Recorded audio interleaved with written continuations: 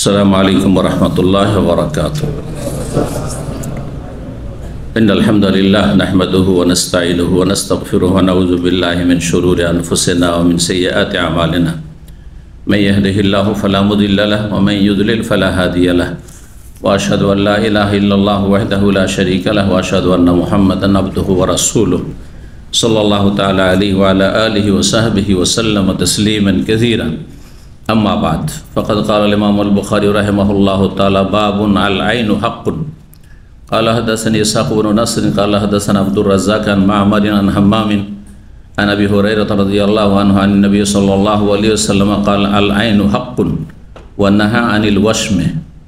सम्मानित भातृमंडলী, আল্লাহ রাব্বুল আলামিনের প্রশংসা এবং প্রিয় নবী সাল্লাল্লাহু আলাইহি সাল্লামের উপর সালাত ও সালামের পর আজ জুমাবার 9 জমাদাল উলা 1447 হিজরি মোতাবেক 31 অক্টোবর 2025 আমাদের ধারাবাহিক আলোচনা সহিহুল বুখারীর চিকিৎসা পর্ব নম্বর 8 ইমাম বুখারীর চিকিৎসা পর্বের অধ্যায় নম্বর 36 থেকে আজকে আমরা শুরু করব।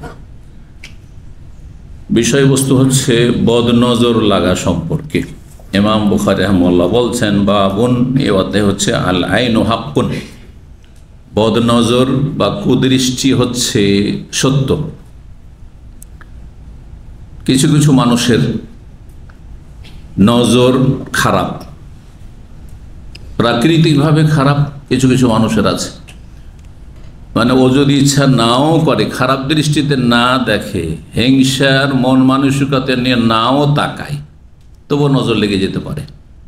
এমন কিছু মানুষকে আল্লাহ ওইভাবে সৃষ্টি করেছে। আর কিছু মানুষ আছে যাদের হিংসার কারণে, ঈর্ষার কারণে, কত সুন্দর ছেলেটি, কত সুন্দর, কি চমৎকার একটা গাড়ি কিনেছেন,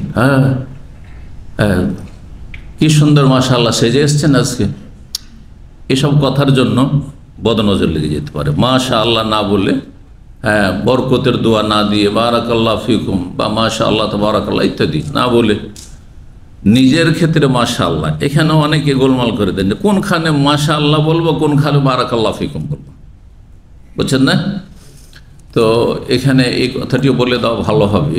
এটা সূক্ষ্ম, যদিও যে কোনো ভালো কিছু, আমার নিজের অথবা আপনাদের কিছু ভালো দেখলে মাশাআল্লাহ বলতে পারি, কিন্তু আল্লাহ কোরআনে কারীমে সূরা কাহফ ইরশাদ করছেন নিজের নিয়ামতের ক্ষেত্রে, ওয়ালাউলা ইজ দাখালতা জান্নাতাকা কুলতা মাশাআল্লাহু লা কুওয়াতা ইল্লা বিল্লাহ।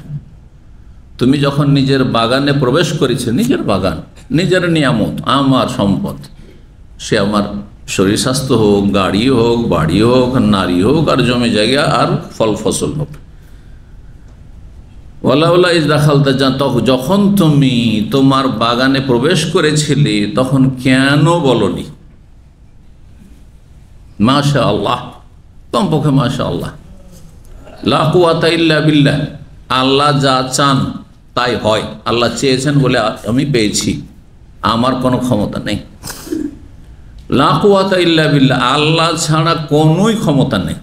মানে আল্লাহ যদি এই সব ক্ষমতা বা দুনিয়ার জীবন উপকরণ না দিতেন, নিয়ামত না দিতেন, তো লা কুওয়াতা ইল্লা বিল্লাহ, আল্লাহ ছাড়া কারো ক্ষমতা ছিল না দেওয়ার, হাসিল করার। তো মাশাআল্লাহ অথবা মাশাআল্লাহ লা কুওয়াতা ইল্লা বিল্লাহ, নিজের নিয়ামত ভালো চমৎকৃত করলে, ভালো লাগলে বলবেন, নিজেকে দেখে ভালো লাগছে, নিজের স্ত্রীকে দেখে ভালো লাগছে, নিজের ছেলে মেয়ে দেখে ভালো লাগছে, নিজের ধন সম্পদের উপরে একটু খুশি হয়েছেন, বেতন বেড়েছে, ভালো একটা চাকরি পেয়েছেন, খুব ভালো লাগছে, মাশাআল্লাহ লা কুওয়াতা ইল্লা বিল্লাহ, অথবা মাশাআল্লাহ বলে, ঠিক আছে।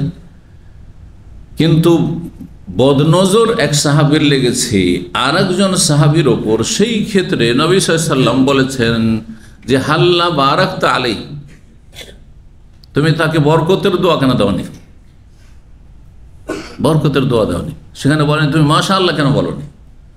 এই জন্য সূক্ষ্ম মাসলা হচ্ছে, পরের নিয়ামত দেখলে কি বলবেন? বারাকাল্লাহু ফিক। আপনার সুন্দর ছেলে, সুন্দর গাড়ি, বাড়ি, নারী, যে কোনো কিছু হোক, শুনলাম যে আপনি খুব ভালোই মাশাআল্লাহ উন্নতি করেছেন, ছিলেন একজন লেবার, আর হয়ে গেছেন ইনভেস্টার, তো কি বলে? বারাকাল্লাহু ফিক, বারাকাল্লাহু ফিক, ঠিক আছে। বারাকাল্লাহু ফিকুম, হ্যাঁ এইভাবে আর কি, আল্লাহ আপনার বরকত দিক। তাহলে বদনজর কেটে যাবে, বদনজর লাগার যে সম্ভাবনা থাকে সেটা লাগবে না। এই দুয়ার বরকতে এগুলো করবেন আপনারা নিজের ক্ষেত্রেও। আচ্ছা, নিজের বদনজর নিজের উপর লেগে যেতে পারে।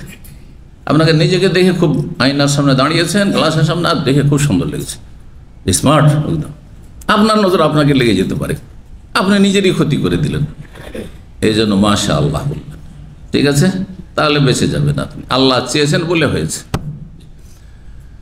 তো মাসলা কি বলছিলাম, বলতে গিয়ে বললাম বদনজর সত্য, বদনজর সত্য, এটা ঈমান ইয়াকিন রাখতে হবে। যেমন সেহের, জাদুর তাসির সত্য, জাদুকে অস্বীকার করা কুফর। আল্লাহ কোরআনে জাদুর কথা বলেছে, হ্যাঁ, ইউআল্লিমুনান নাসা সেহর, সেহের জাদু সত্য, জাদুর তাসির আছে। আপনি বুঝতে পারছেন না কেমন করে জাদু করে দিল, কেমন করে জাদু লেগে গেল চোখের সামনে। যে আমাদের দেশে যারা ম্যাজিক দেখায়, জাদু দেখায়, তারা মাটির গুলিকে রসগোল্লা করে দেখাচ্ছে, খাওয়াচ্ছে, মানুষকে জবাই করে দিচ্ছে, আবার তারপরে দাঁড় করছে। দেখেছেন না, দেখেন নাই? এসব তামাশা দেখায়, তা আসে আমার দেশের জাদুঘর করে। এরা কাফের, আর এরা মুসলিমের সন্তান কিন্তু কাফের, মুরতাদ এরা। জাদু সত্য, কেউ যদি অস্বীকার করে কুফরি কথা। এইরকমই আল আইন হাক্কুন, বদনজর লাগা সত্য। কোরআনে কারীমের প্রমাণ রয়েছে, যদি ইশারা ইঙ্গিতে, অমিন শাররি হাসিদিন ইযা হাসাদ, এ আয়াতে জাদুর অনিষ্ট থেকে, হিংসার অনিষ্ট থেকে আশ্রয় কামনা আল্লাহ শিখিয়েছেন।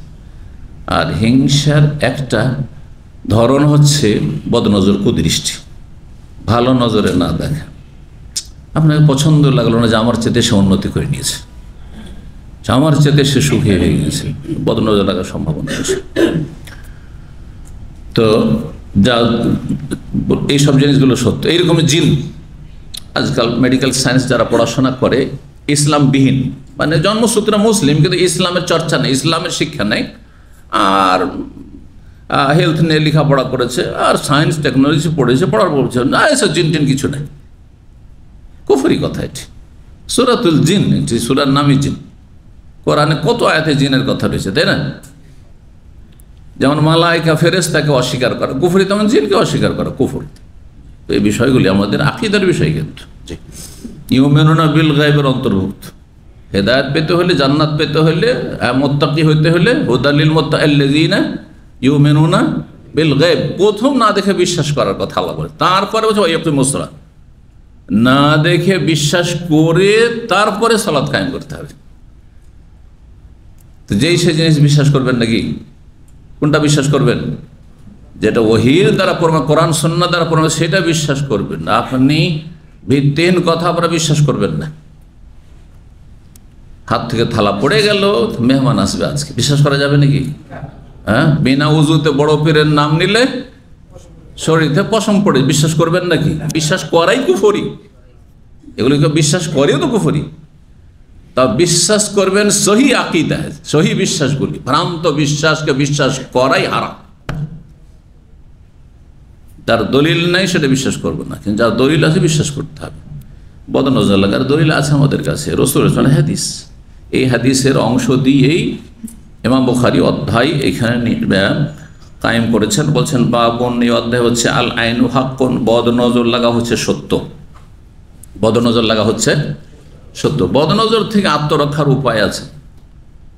বদনজর কারো লাগতে পারে, হিংসুক মেলা আছে, আপনার পাড়া প্রতিবেশী, আত্মীয় স্বজন থাকতে পারে, অনিচ্ছাকৃত লাগতে পারে, হ্যাঁ, কারো প্রাকৃতিক ওর নজর খারাপ।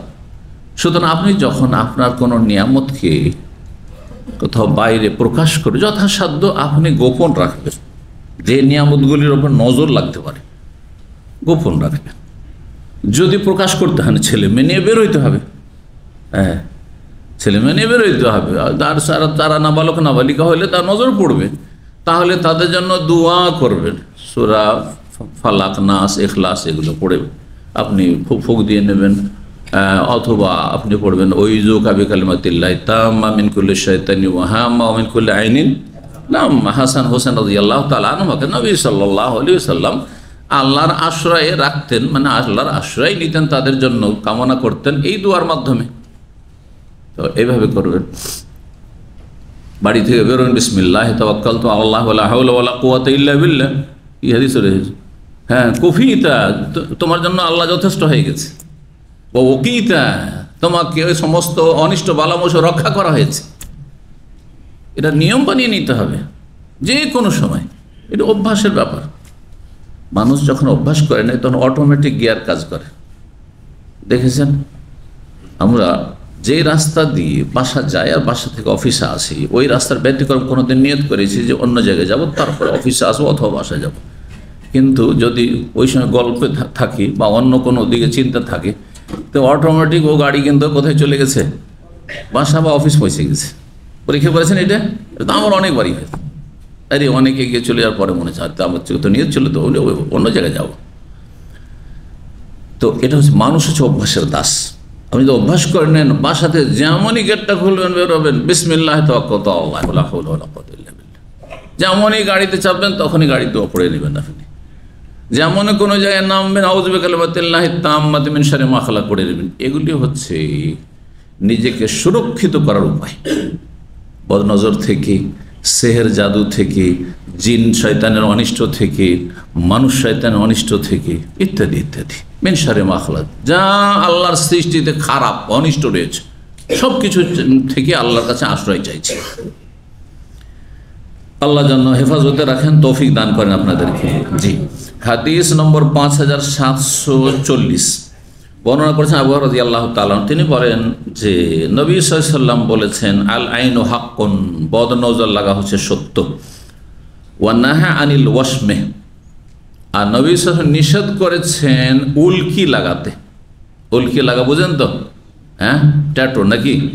আজকাল মানুষ ইংলিশটা বেশি বুঝছে, অনেকে হয়তো উল্কি বুঝে না, কিন্তু ট্যাটু বললে বুঝছে।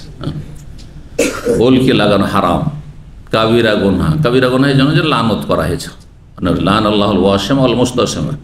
আগের যুগে মহিলারা বেশি করতো, এই জন্য স্ত্রীলিঙ্গের মুয়ান্নাসের সিগা ব্যবহার হয়েছে হাদিসে, কিন্তু পুরুষও যদি লাগায় হারাম।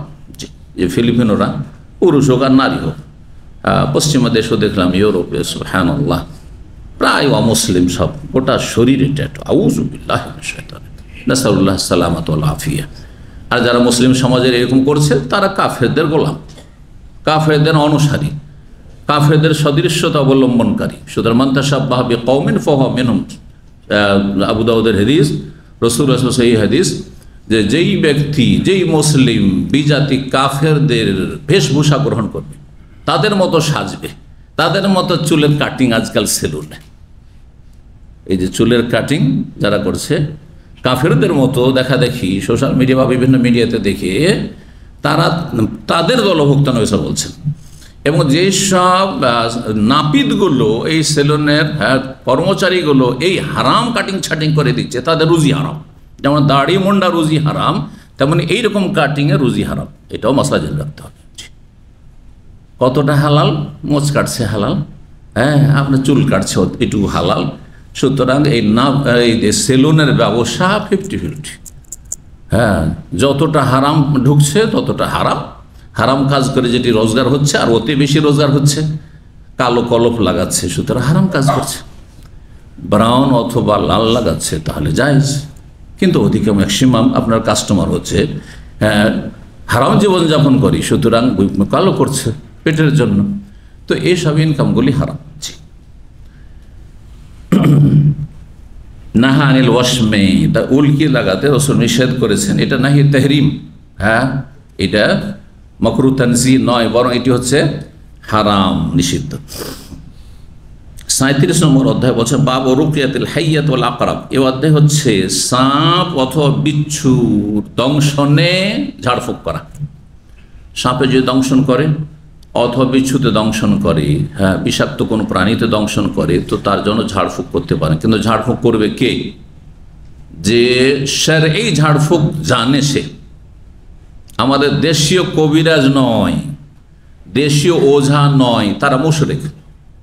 আমাদের দেশের কবিরাজগুলি সমাজের, তারা ইসলাম সম্পর্কে কোনো জ্ঞান রাখে না, না তাওহীদ আকীদার জ্ঞান আছে তাদের, না কোরআন সম্পর্কে জ্ঞান আছে, না শরীয়তের মাসলা হালাল হারামের জ্ঞান আছে। কিন্তু তাদের কাছে সাপের ঝাড়ফুঁক করাতে যায়, এটি জায়েজ নয়। যারা যাবে তারাও কাফের যেহেতু শরণাপন্ন হবে, আর এরা মন্ত্রতন্ত্র দিয়ে, হিন্দুদের মন্ত্রতন্ত্র দিয়ে এ ওঝাগুলি কবিরাজগুলি ঝাড়ফুঁক করে। সুতরাং ও ভাই, যে ঝাড়ফুঁককারী সেই কবিরাজ ওঝা আসছে ও কাফের, আর যারা তাদের কাছে যাচ্ছে এই ঝাড়ফুঁক করাতে। আর এই বিষ নামাতে গিয়ে সাপের, আমরা চোখের সামনে দেখেছি, হ্যাঁ, যে বাঁধন দেওয়া ছিল, আর কেউ বলছে যে চলো হাসপাতালে নিয়ে যাও, বলছে না না না, এই কবিরাজ এসছে, ওঝা এসছে, এই ভালো করে দেবে, ঝাড়ফুঁক করে ভালো হয়ে যাবে, আর মারা গেল, মানুষ মারা গেল। এগুলো বাঙালি সমাজে অনেক হচ্ছে। এদের কাছে যাওয়া জায়েজ নয়, এদের কোনো সুযোগ দেবেন না, কোনো সুযোগ দেবেন না, এদের সাহায্য নেবেন না, বাতিলের সাহায্য নেবেন না, কুফরি মন্ত্রতন্ত্রের সাহায্য নেবেন না। তাহলে ঝাড়ফুঁক যদি করাইতে হয়, প্রথম কথা আজকাল আলহামদুলিল্লাহ মেডিকেলে সুন্দর ব্যবস্থা হয়ে গেছে। হ্যাঁ, সাপের দংশনে বা বিষাক্ত কোনো প্রাণী দংশনে ব্যবস্থা হয়ে গেছে। এমনকি কুকুরে কামড় দিলে বা বিড়ালে কামড় দিলে সব কিছুর চিকিৎসা হয়ে গেছে, ভালো ব্যবস্থা হয়ে গেছে। সুতরাং উত্তম যখন আমাদের কাছে ব্যবস্থা আছে, অনুত্তম কেন যাব না? বা আপনার রিস্ক কেন নিতে? রুকিয়া অনুত্তম নয়, কিন্তু রুকিয়াতে অনেক সময় হয়তো অনভিজ্ঞ, যার কাছে আপনি দম করাচ্ছেন কোরআনের হাদিসের দোয়া দিয়ে, সে হয়তো অনভিজ্ঞ, হয়তো অভিজ্ঞ না, বা আপনার অতটা আস্থা নেই, কি জানি হবে কি হবে না, কি জানি হবে কি হবে না, বা যে দম করছে তারই আস্থা নেই, হয়তো পরীক্ষামূলক করছে, যার ফলে কাজ হইল না, হয়তো রুগী মারা গেল। ওর চাইতে পারেন নিরাপদ, আপনি ডাক্তারের কাছে নিয়ে চলে যান, হাসপাতালে নিয়ে চলে যান। বুঝতে পারছেন বিষয়গুলো? কারণ এগুলো আমাদের মানে বাস্তবতা, এগুলো আর কি। এই জন্য কিন্তু কোথাও যদি দেখা যায় মরুভূমিতে আছেন, এমন জায়গা আছেন যেখানে কোনো চিকিৎসার ব্যবস্থা, হাসপাতালে নিয়ে যাওয়ার সুযোগ নেই, সাথে দংশন করেছে, সাথে সাথে রুকিয়া করা শুরু করেন, কিন্তু আলেমকে দিয়ে করেন, যে হালাল হারাম জানে, তাওহীদ সুন্নাত জানে, শিরক বিদআত জানে, তার কাছ থেকে রুকিয়া করেন। সূরা ফাতিহা, নিজে সূরা ফাতিহাতে রুকিয়া করেন ইয়াকিনের সাথে যে আল্লাহ আমার রোগীকে ভালো করবে। সূরা ফাতিহা, রুকিয়া, হাদিস, সহিহ হাদিস আপনার বারবার করে এই অধ্যায়ে গেল আর আসছে। তো নবী সাল্লাল্লাহু আলাইহি ওয়াসাল্লাম কি বলেছেন? হ্যাঁ, এই হাদিসের অধ্যায়ে এসেছি আমরা, রুকিয়াতুল হাইয়া, সাপের দংশনে অথবা বিচ্ছুর দংশনে, এই রকমের কোনো বিষাক্ত প্রাণীর দংশনে যার বিষ লেগে যেতে পারে আর সেটা ক্ষতি সাধন করতে পারে, তার জন্য রুকিয়া করেন। ঝাড়ফুঁক গুরুত্বপূর্ণ রুকিয়া, এটি গুরুত্বপূর্ণ রুকিয়া। রুকিয়া যে কোনো রোগের ক্ষেত্রে করা যায়, শারীরিক মানসিক যে কোনো ক্ষেত্রে করা যেতে পারে, যা মানে ঝাড়ফুঁক করা যেতে পারে, কিন্তু কিছু কিছু ক্ষেত্রে বেশি গুরুত্বপূর্ণ। তার মধ্যে একটি হচ্ছে বিষাক্ত প্রাণী দংশনের ক্ষেত্রে রুকিয়া করা। জি, 5741 নম্বর হাদিস। হাদিস মনে করছেন আব্দুর রহমান ইবনে আসওয়াদ, তার পিতা আসওয়াদ থেকে। আসওয়াদ ইনি প্রখ্যাত তাবেঈ ছিলেন এবং তিনি আসওয়াদ আর আলকামা আব্দুল্লাহ মাসউদের বিশিষ্ট ছাত্র ছিলেন। কুফার, ইরাকে আব্দুল্লাহ মাসউদ হিজরত করে চলে গেছিলেন, রাদিয়াল্লাহু তাআলা আনহু সাহাবী, তার বিশিষ্ট এরা ছাত্র ছিলেন, তাবেঈ। তার এ আসওয়াদ মা আয়েশা রাদিয়াল্লাহু তাআলা আনহার কাছেও মদিনা যখন আসতেন তখন পর্দার আড়াল থেকে হাদিস শুনতেন বা শিখতেন। তো বলছেন তিনি, সালতু আয়েশা, আমি মা আয়েশা রাদিয়াল্লাহু তাআলা আনহাকে জিজ্ঞেস করেন, রুকিয়াতি মিনাল হুমা, বিষাক্ত প্রাণীর দংশনের ক্ষেত্রে ঝাড়ফুঁক করার বিষয়, বিষাক্ত প্রাণী দংশন করলে তার ঝাড়ফুঁকের বিষয়ে জিজ্ঞেস করলাম। হোমাতুন, গত সপ্তাহে বলেছি মনে হয়, এটিকে হুম্মা পড়বেন না, কিতাবুত তাওহীদের এক অনুবাদক, হ্যাঁ, অনুবাদ করবে হুম্মা পড়ে নিয়েছে, আর হুম্মা মানে জ্বর হয়, তো জ্বরের ঝাড়ফুঁক করে দিয়েছে। কত বড় ভুল হয়ে গেল, তাই না? জ্বর আসলে ঝাড়ফুঁক করা ঠিক আছে, জায়েজ, কিন্তু গুরুত্বপূর্ণ ঝাড়ফুঁক নয়। আপনি এই ক্ষেত্রে আপনার মেডিকেলের যে ওষুধগুলো রয়েছে, আপনি যে কোনো ওষুধ ব্যবহার করেন, এটা বেশি গুরুত্বপূর্ণ, কারণ এগুলো শারীরিক রোগের। কিন্তু হ্যাঁ, বিষাক্ত প্রাণী দংশনের ক্ষেত্রে হোমাতুন ফাকালাত, মা আয়েশা বলেন, রাখাসান নবী সাল্লাল্লাহু আলাইহি ওয়াসাল্লাম অনুমতি দিয়েছেন। রাখাস মানে ছাড় দিয়েছেন, মানে অনুমতি দিয়েছেন। আর রুকিয়া, এই রাখাসা থেকে রোকসা, রোকসা কাকে বলছে?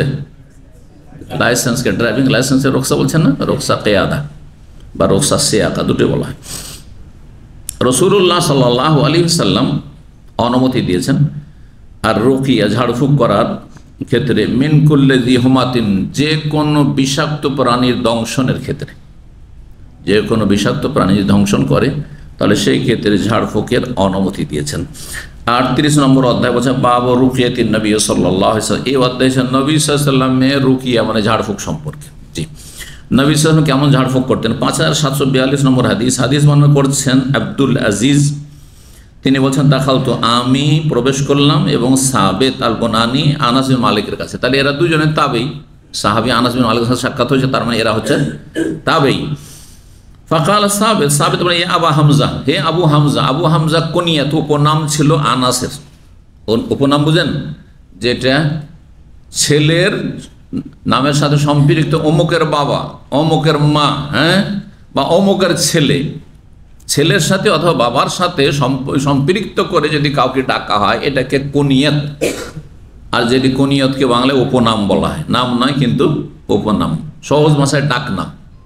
আমাদের দেশে ডাকার জন্য মহিলারা বলে অমুকের বাবা, বলে না, এটি হচ্ছে কুনিয়াত।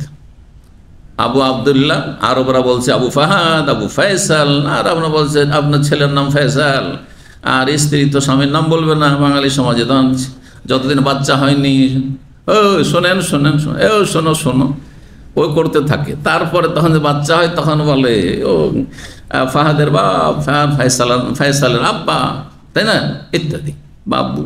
আজকাল তো আবার নতুন নতুন চেঞ্জ হচ্ছে, আর আব্বার যুগ নেই, এখন আব্বুর যুগ হয়েছে। কখন যে পাপার যুগ চলে আসো, চলেও এসছে। হ্যাঁ, এটা হচ্ছে পরিবর্তন। মানুষ হচ্ছে পরিবর্তনশীল। কুল্লু জাদিদিন লাযীজুন, আরবিতে একটি প্রবাদ আছে, প্রত্যেক নতুন হচ্ছে সুমিষ্ট। নতুনটা বেশি স্বাদ লাগে। নতুন নতুন খাবার আপনাদের স্বাদ লাগছে না? আজকাল যে ফাস্ট ফুড, নতুন নতুন ফাস্ট ফুড আসছে আর খুব চলছে, পুরাতনগুলো গেছে। একসময় শর্মার দোকান ছিল বাদিয়ার দিকে, আমরা যেতাম, কখনো শর্মা করে ইচ্ছা হবে, ওগুলো আর কেউ যাই না। নতুন নতুন এসেছে, এমন এমন এসেছে যে যেগুলো আমরা এখন জানিও না, কিন্তু যারা এইগুলোতে ইন্টারেস্ট রাখে তারা খুব খবর রাখে, আপডেট কি হচ্ছে খাবার দাবারের। নতুন করলো জাদিদিন লাযীজুন, প্রত্যেক নতুন ভালো লাগে বেশি। নতুনটা খারাপ হলেও ভালো লাগে। যেন দেখছেন না আজকাল বেদিনদেরকে নতুন কাটিং দেখে পশুর মতো লাগছে, তারপর নতুন চুলের কাটিং পছন্দ লাগছে, বুঝতে পারছেন? পুরাতনটা ভালো লাগছে না। দাড়ির নতুন কাটিং চলে আসলে, হ্যাঁ, এখন রাখতে হবে, ওইটাই ভালো লাগছে। নতুন ফ্যাশন চলে আসলো, লেবাস পোশাকের ক্ষেত্রে নতুন একটা ফ্যাশন এসছে, এইরকম করা হচ্ছে, ওইটাই পছন্দ হচ্ছে। তো মানুষেরই স্বভাব। নবী সাল্লাল্লাহু আলাইহি সাল্লামের ঝাড়ফুঁক সম্পর্কে বলছেন, হে আবু হামজা, হে আবু হামজা, ইশতাকাইতু, আমি অসুস্থ হয়ে পড়েছি। সাবেত বললেন, ফাকাল আনাস, আনাস তোমার বলে, আলা আরকিকা বিরুকিয়াতি রাসূলিল্লাহ সাল্লাল্লাহু আলাইহি ওয়াসাল্লাম, তোমাকে কি নবী সাল্লাল্লাহু আলাইহি সাল্লামের রুকিয়া দ্বারা আমি রুকিয়া করব? মানে নবী সাল্লাল্লাহু আলাইহি যেই দোয়া পড়ে কি করতেন, ঝাড়ফুঁক করতেন, দম করতেন, সেটা কি করব? কালা বালা, হ্যাঁ অবশ্যই। যে বালা কেন বললেন, নাম কেন বললেন না? এর আগে গ্রামার বলেছি, কিন্তু বালার জায়গায় নাম ব্যবহার করলে উল্টো অর্থ হয়ে যাবে, আর নামের জায়গায় বালা করলে উল্টো হয়ে যাবে বা ভুল হয়ে যাবে, বুঝতে পারছেন না? বালা আলা, এই যে করব না বলে যখন জিজ্ঞাসা করা হচ্ছে, আর আপনি বিষয়টিকে হ্যাঁ করতে, পজিটিভ করতে চাইছেন, জিজ্ঞাসা হচ্ছে নেগেটিভ, আর আপনি সেটা কি করতে চাইছেন, পজিটিভ, ইতিবাচক করতে চাইছেন, তখন বালা বলতে হবে। আর যদি এই বালার জায়গায় যখন নেগেটিভ জিজ্ঞাসা করেছে আর নাম বলে দেন, তাহলে আপনার উত্তরটিও নেগেটিভ হয়ে যাবে, বুঝতে পারছেন? তার মানে করিয়েন না হয়ে যাবে। আরে কি বলতে চাইছে কি না, অবশ্যই করেন, হ্যাঁ করেন। তাহলে বাংলাতে যদি কেউ জিজ্ঞাসা করে যাবেন না আর হ্যাঁ বলেন, তাহলে কি হবে? হ্যাঁ, যাব না। আর যদি উত্তর দিতে হ্যাঁ যাবো, তা কি বলতে হ্যাঁ অবশ্যই। হ্যাঁও বললেন না আপনি, কিন্তু অবশ্যই যথেষ্ট, মানে অবশ্যই যাব, আরে বুঝতে পারছেন না? তা আমাদের ভাষাতে বালা নেই, কিন্তু বালার অর্থ হ্যাঁ অবশ্যই, বুঝতে পেরেছেন? আরবির অলঙ্কার কালা বালা, হ্যাঁ বালা অবশ্যই আপনি শিখিয়ে দেন বা আপনি রুকিয়া করেন, ঝাড়ফুঁক করেন। কালা আল্লাহুম্মা রাব্বান নাস, হে আল্লাহ, হে মানব সকলের প্রতিপালক, পালনকর্তা। রব মুজহিবাল বাস, যিনি দুঃখ কষ্ট বা রোগ, বাসন মানে দুঃখ কষ্ট হয়, বাসন মানে রোগ হয়, বাসন মানে যুদ্ধ হয়, জি, বাসিহে বাসন শদীদুন, প্রচণ্ড শক্তি রয়েছে লোহাতে, আল্লাহ বলছেন সূরা হাদীদে। জি, কারণ লোহা দ্বারা, লোহা ছাড়া কোনো অস্ত্র তৈরি হইতে পারে না। হ্যাঁ, আর হ্যাঁ লোহাতে প্রচণ্ড শক্তি রয়েছে, যত যুদ্ধ হয়েছে সেখানে লোহার প্রয়োজন আছে। ফিহে বাসুন শাদীদ ওয়া মানাফিউ লিন-নাস, বহুমুখী ফায়দা রয়েছে লোহাতে। তো বাসের অনেকগুলি অর্থ হয়, ক্ষেত্র বিশেষে আপনাকে অর্থ করতে হবে। এখানে রোগ, যেহেতু রোগের রুকিয়া করছেন, মুযহিবিল বাস, যিনি রোগের রোগ দূরকারী, রোগ দূরীভূতকারী। ইশফি, তুমি আরোগ্য দান করো। শেফাতি, শেফা মানে আরোগ্য, নিরাময় দান করো। আনতা শাফি, তুমি আরোগ্য দানকারী। লা শাফিয়া, অন্য রিওয়ায়াতে রয়েছে লা শেফা ইল্লা শেফাও, কোনো আরোগ্যকারী নেই ইল্লা আনতা, তোমার ছাড়া। আর যদি লা শেফা পড়েন তো ইল্লা শেফা, তোমার আরোগ্য ছাড়া কোনো আরোগ্য নেই। মানে তুমি যদি রোগের নিরাময় না করো তাহলে কোনো নিরাময় হতে পারে না। শেফা আন, এমন আরোগ্য দান করো, মানে ইশফে শেফা আন, ইশফে এখানে উজ্জ্ব রয়েছে তার মফুলটি, মফুলে মতলাক। শেফা আন, আল্লাহ এমন আরোগ্য দান করো, লা ইউগাদিরু সাকামা বা সুকমা, যাতে কোনো রোগ অবশিষ্ট না থাকে শরীরে। লা ইউগাদিরু সাকামা, ইউগাদিরু মানে ছেড়ে দাও, কোনো রোগকে ছেড়ে না দেয়, সব দূরীভূত হয়ে যায়। দোয়া মুখস্থ আছে, এটা দিয়ে রাসূলুল্লাহ রুকিয়া করেছেন, তারপরে আনাস করেছেন। সুতরাং এই দোয়া দিয়ে আপনি রুকিয়া নিজেকে করবেন আর অন্যদেরকেও করবেন, আপনার ছেলে মেয়ে করবেন। যদি অসুস্থ হয়, হ্যাঁ, আজহিবিল বাস রব্বান নাস আল্লাহুম্মা, হ্যাঁ, রব্বান নাস, অথবা আজহিবিল বাস রব্বান নাস ইশফি আনতা শাফি লা শিফা ইল্লা শিফাউকা শিফাআন লা ইউগাদিরু সাকামা। 5743 নম্বর হাদিস। হাদিস মায়েশা রাদিয়াল্লাহু তাআলা আনহা, তিনি আন্না নবী কানা ইউআউযু বাযা আহলিহি, নবী সাল্লাল্লাহু আলাইহি ওয়াসাল্লাম তার পরিবারের যে কাউকে তিনি আল্লাহর আশ্রয় রাখতেন, মানে আল্লাহর কাছে আশ্রয় কামনা করতেন পরিবারের যে কোনো ব্যক্তির জন্য, সদস্যের জন্য। পরিবার বলতে প্রথম স্ত্রীরা আর তারপরে ছেলেমেয়েরা তাদের যে কোনো শারীরিক বা কোনো সমস্যার ক্ষেত্রে আল্লাহর আশ্রয় রাখতেন, মানে আল্লাহর কাছে আশ্রয় কামনা করতেন তাদের জন্য। কিভাবে করতেন? ইয়ামসাহু বিয়াদিহিল ইয়ুমনা, ডান হাত বুলিয়ে দিতেন শরীরে। তাহলে রুকিয়া করে ফুঁক দিয়ে ডান হাত ফিরিয়ে দেওয়া, এটিও সুন্নাত। নবী সাল্লাল্লাহু আলাইহি ওয়াসাল্লামের হাত হলে হাতই মোবারক, আর আপনার আমার হইলেও যেহেতু আমি দোয়া পড়ছি আর দোয়া পড়ে আমি হাত বোলাচ্ছি, সুতরাং এটিও সুন্নাহ। আর যদি হাতে, আরেকটি তরিকা হচ্ছে হাতে ফুঁ দিয়ে নেন, তাহলে যেহেতু আপনি হাতে ফুঁ দিলেন তারপরে হাত ফেরাচ্ছেন, তাহলে সেটি দোয়ার বরকত, আপনার হাতের বরকত না। আগে বলেছি, কখনো মনে করবেন না যে রাসূলুল্লাহ সাল্লাল্লাহু আলাইহি ওয়াসাল্লাম ছাড়া কোনো মুরব্বির, কোনো ইমামের, কোনো আলেমের, কোনো ওস্তাদের, কোনো ওলিউল্লাহর, হ্যাঁ, শরীরের অঙ্গ প্রত্যঙ্গে বরকত রয়েছে। এ কথা একমাত্র আহলুল হাদিসের কাছে পাবেন, সালাফি আলেমদের কাছে পাবেন।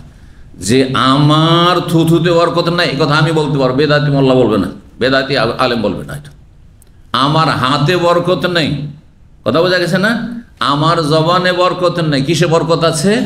আমার এই যে দুয়াটি পড়লাম, কালামুল্লাহ, আল্লাহর কালাম পড়লাম, কোরআন কারীমের কোনো আয়াত অথবা রাসূলুল্লাহ সাল্লাল্লাহু আলাইহি ওয়াসাল্লামের একটি হাদিস মোবারক জবান থেকে বেরিয়েছে, রাসূলুল্লাহ, সেই দুয়াটি আমার জবান দিয়ে বেরিয়েছে, তারপরে ফুঁ দিচ্ছি, সেই জন্য বরকত হয়েছে। কিন্তু আমার ফুঁয়ে কোনো বরকত নেই। এটি হচ্ছে সহি আকীদা, বিশুদ্ধ আকীদা। আকীদা এভাবে শিখে যেতে হবে যাতে করে আপনাকে কেউ বেদাতের না নিমজ্জিত করতে পারে। কথা যখন এদিকে আসলো, প্রথমে বলতে চেয়েছিলাম কথাটি, রুকিয়া কত প্রকার এবং কি কি, যে বলতে পারবেন হাত তোলেন।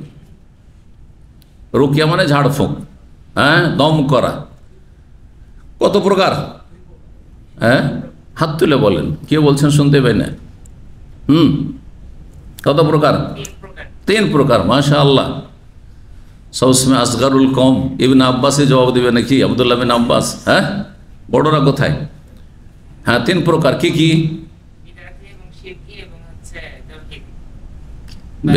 বেদাতি, শিরকি আর সুন্নাহ, শারঈ, শরীয়ত সম্মত। শিরকি ঝাড়ফুঁক, রুকিয়া শিরকিয়া, শিরকি ঝাড়ফুঁক, বেদাতি ঝাড়ফুঁক, আর 3 নম্বর হচ্ছে শারঈ, শরীয়ত সম্মত ঝাড়ফুঁক। শরীয়ত সম্মত ঝাড়ফুঁক করবেন, বেদাতি শিরকি ঝাড়ফুঁক করবেন না, নেবেন না। যে ওঝা কবিরাজরা ঝাড়ফুঁক করে, অথবা হিন্দুদের অনেকেই আছে যারা মন্ত্রতন্ত্র ঝাড়ফুঁক করে। আমি মুসলিমকেও জানি, আমার গ্রামে একজন মুসলিম ছিল, দুনিয়াতে চলে গেছে, আল্লাহ মাফ করে, নামাজি ছিল, অন্তত শেষ দিকে ছিল। কিন্তু তার কাছে সে আমাকে একদিন বললো যে আমার কাছে একটা মন্ত্রের বই আছে। তখন আমি আমার এই ছেলে 17-18 বছর বয়স, কিন্তু আমার তখনকার কথা বলছি। তো আমাকে বলছে, আমাদের বড় ভাই হয় বংশ হিসাবে, বলছে আমার কাছে একটা মন্ত্রের বই আছে, জীবনে প্রথম মন্ত্রের বই, বাংলায় লেখা আছে। না বললাম আমি দেখবো, তাহলে ছুটিতে মাদ্রাসা থেকে এসেছি। তো তার বাড়ি গেলাম, আমাকে দেখালো, দেখি যে সবগুলি সংস্কৃত ভাষায় লেখা আছে। বাংলা উচ্চারণ, অক্ষরগুলি বাংলা, কিন্তু ভাষা হচ্ছে সংস্কৃত, মানে বোধগম্য না, আমি বুঝতে পারছি না যে কি বলছে। কিন্তু তাতে দেবদেবীর নাম আছে, এটা বোঝা যাচ্ছে। হ্যাঁ, দেবদেবীর নামগুলো তো অন্তত বোঝা যাবে, তাই না? তো এসব বোঝা যাচ্ছে। তো আমি তাকে বললাম যে আপনি কি এগুলো করছেন নাকি? বলছেন না, করি না, তবে এই বইটি আমি কোনো এক সময় পেয়েছিলাম, এক সময় জানতাম না, সেই জন্য এটা নিয়ে নিয়েছিলাম, ছিল বাড়িতে, কিন্তু আমি এগুলো করি না।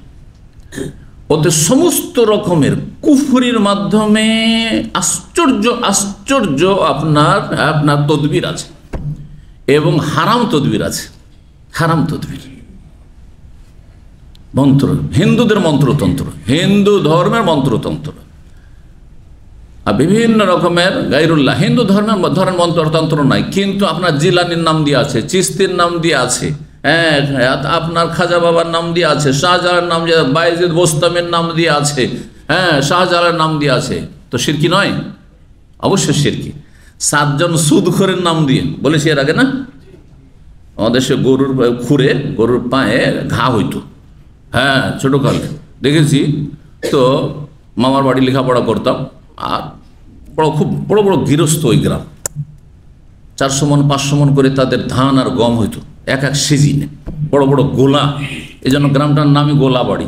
আমার মামার গ্রাম বা নানাদের গ্রামের বাড়ির নামই হচ্ছে, হ্যাঁ, গ্রামের নামে গোলা বাড়ি, মানে গোলার বাড়ি। তো ওই এলাকায় খুব প্রচলন ছিল, যদি পায়ে ঘা হয় তাহলে 7টা এলাকা, আর অনেক সুদখোর ছিল ওদের মধ্যে। মহাজন কোনগুলো? ওই যে যারা সুদ খায়, সুদের উপর টাকা দিয়েছে, আর তারপরে টাইম পাস হয়ে গেল, দিতে পারছে না, তখন জমি জবরদস্তি লিখে নিত। কত সুদখোরকে যেরকম দেখেছি, আর খুব কষ্ট পেয়ে মরেছে ওগুলো, আমার মনে পড়ছে, যৌবনকালের কথা বলছি। আল্লাহর আযাব, দুনিয়ার আযাব বের সম্মুখীন হয়ে মারা গেছে, আর আখেরাতে যা হচ্ছে হচ্ছে সুদখোরদের জন্য কঠিন শাস্তি। তো আজকাল নাকি সুদের আলোচনা করা যাচ্ছে না বাংলাদেশ, কিন্তু আল্লাহ আমাকে নিরাপদ স্থানে রেখেছেন, বলতে অসুবিধা নেই, তাই না? তাওহীদের কথা বলতে অসুবিধা নেই, শিরক সম্পর্কে বলতে অসুবিধা নেই, বেদাত সম্পর্কে।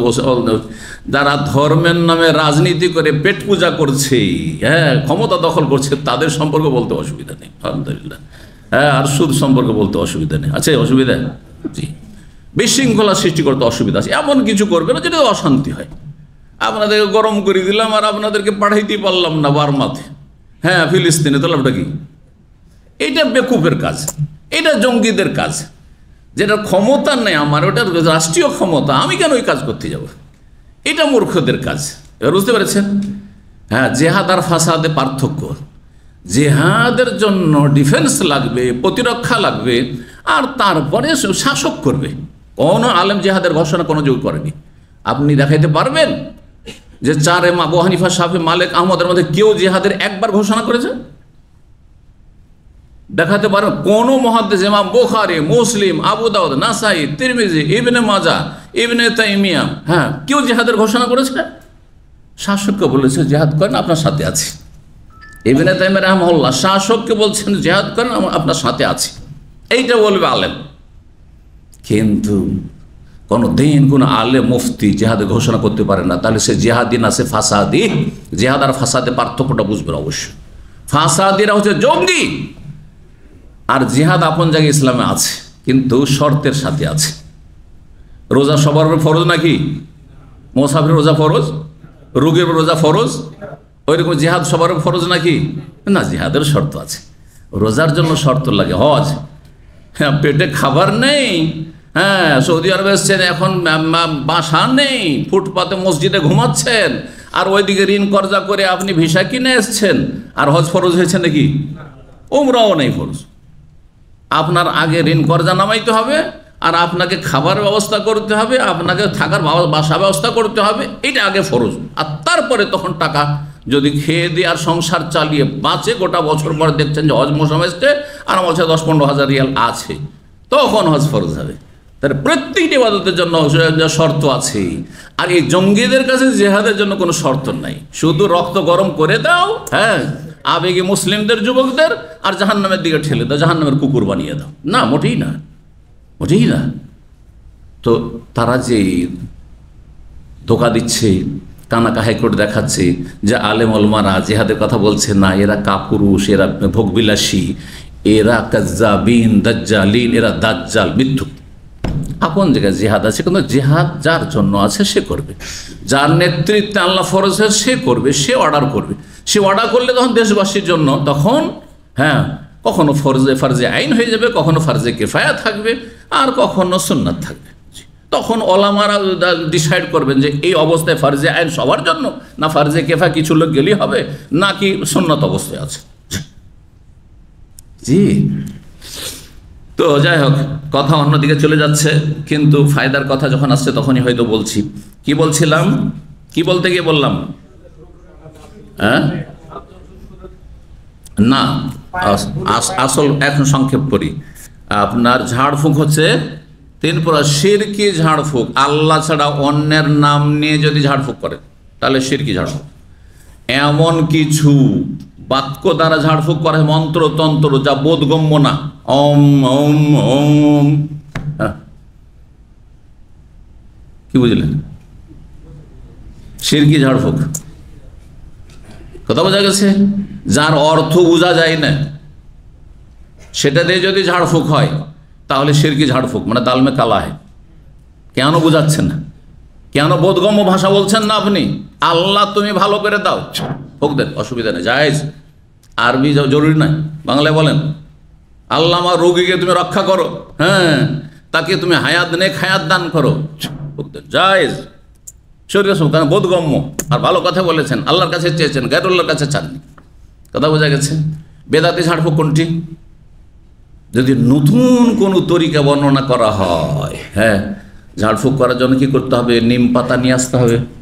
কারণ আমাদের সে ওঝারা বিষ নামাবার ক্ষেত্রে সাপের বিষ, হ্যাঁ, নিম পাতা অথবা যে কোনো পাতা, নিম পাতায় সম্ভবত ব্যবহার করে, দিয়ে ঝাড় করছে, কি ঝাড়ফুঁক করছে, মন্ত্র পড়ছে আর ওই করছে। বেদাত। এমন কোন ফর্মালিটি যদি হয়, তরিকা হয়, যেই তরিকা মা আনজালাল্লাহু বিহা মিন সুলতান, যা কোরআন সুন্নাতে তার কোনো দলিল সনদ নেই, এমন তরিকা বেদাতি তরিকা, ঝাড়ফুঁক করা। বোঝা গেছে না? তো এর মেলা উদাহরণ হবে, সুতরাং সেদিকে যাচ্ছেন। 3 নম্বর হচ্ছে শরীয়ত সম্মত। শরীয়ত সম্মত ঝাড়ফুঁক হচ্ছে হয় কোরআনে কারিমের আয়াত দ্বারা ঝাড়ফুঁক, না হয় রাসূলুল্লাহ সাল্লাল্লাহু আলাইহি ওয়াসাল্লামের দোয়া দ্বারা ঝাড়ফুঁক, না হলে আপনার নিজের ভাষার কোনো দোয়া দিয়ে ঝাড়ফুঁক, না হলে বোধগম্য কোনো ভালো কথা এই রোগের সাথে সম্পর্কিত আল্লাহর কাছে চাইছেন, তাতে শিরক নেই, বেদাত নেই, শিরক বেদাত মুক্ত ঝাড়ফুঁক, তাহলে সেটা হচ্ছে শরিয়া রুকিয়া শারঈয়া, শরীয়ত সম্মত ঝাড়ফুঁক, শরীয়ত সম্মত ঝাড়ফুঁক। জি, তো চলেন তারপরে বলছেন এখানে যে রাসূলুল্লাহ সাল্লাল্লাহু আলাইহি ওয়াসাল্লাম কি পড়তেন? হাত বোলাতেন। তাহলে হাত বোলানো এটা সুন্নাত, যখন জায়েজ হয়ে গেল তাহলে আমি এটাকে বেদাত বলবো না। কিন্তু নতুন কোনো তরিকা যদি নিয়ে আসেন তাহলে তখন বেদাত হবে। ওয়ায়াকুল, আর বলতে আল্লাহুম্মা রাব্বান নাস, হে আল্লাহ তুমি মানব জাতির রব, আযহিবিল বাস, রোগকে দূর করো, ওয়াশফিহি, আর একে শেফা দান করো, ওয়া আনতাশ শাফি, তুমি আরোগ্য দানকারী, শেফা দানকারী, লা শেফা ইল্লা শেফাউক। এখানে চলে আসুন, লা শেফা ইল্লা শেফা। আগের হাদিসে কি ছিল? লা শাফিয়া ইল্লা আনতা, কোনো আরোগ্য দানকারী নেই তোমার ছাড়া। শেফা লা ইউগাদিরু, এমন আরোগ্য দান করো যে কোনো রোগ যেন অবশিষ্ট না থেকে যায়। 5744 নম্বর হাদিস। হাদিস বলছে মা আয়েশা রাদিয়াল্লাহু তাআলা আনহা, রাসূলুল্লাহ সাল্লাল্লাহু আলাইহি ওয়াসাল্লাম কি করতেন? কানা ইয়ারকি, হ্যাঁ, দম করতেন, ঝাড়ফুঁক করতেন। ওয়ায়াকুলু, বলতেন ইমসাহিল বাস রাব্বান নাস, ইমসাহিল বাস এটাও বলতে পারেন, আযহিবিল বাস, ইমসাহিল বাস মানে রোগকে মুছে ফেলে দাও, আল্লাহ তুমি রোগকে মুছে দাও, মানে শেষ করে দাও। রব্বান নাস, হে মানব সকলের, হ্যাঁ, অধিপতি বা প্রতিপালক। বেয়াদিকা শেফা, তোমার হাতে আরোগ্য রয়েছে। ভাষার পার্থক্য এটাও বলতে পারেন। লা কাশিফা লাহু ইল্লা আনতু, রোগকে দূরকারী তোমার ছাড়া কেউ নেই। লা কাশিফা, লা শেফা ইল্লা শেফাউকা, লা শাফিয়া ইল্লা আনতা, লা কাশিফা লাহু ইল্লা আনতা। যেইভাবে হাদিসে এসছে ওইভাবে বললে সুন্নাহ হবে, কোন একটি হাদিস মোতাবেক আমল করলেও চলবে। সবগুলির আমল করতে পারে, কোনোবার এটা পড়লে কোনোবার ওইটা পড়লে তাও জায়েজ রয়েছে। আর একটি নতুন দোয়া দেখেন এখানে, রুকিয়া ঝাড়ফুঁক করার 5745 নম্বর হাদিস বর্ণনা করছেন মা আয়েশা রাদিয়াল্লাহু তাআলা আনহা বলেন আন্না রাসূলুল্লাহ ইয়াকুলু লিল মারিদ, নবী সাল্লাল্লাহু আলাইহি ওয়াসাল্লাম রোগীকে উদ্দেশ্য করে বলতেন, মানে এই রুকিয়াটি ঝাড়ফুঁকের বাক্যগুলি বলতেন বিসমিল্লাহ। তাহলে বিসমিল্লাহ দিয়ে আপনি ঝাড়ফুঁক করবেন, বিসমিল্লাহ দিয়ে। তুরবাতু আরদিনা, মানে হাযিহি তুরবাতু আরদিনা, এই হচ্ছে আমাদের জমির মাটি। আমাদের জমির মাটি মানে কি?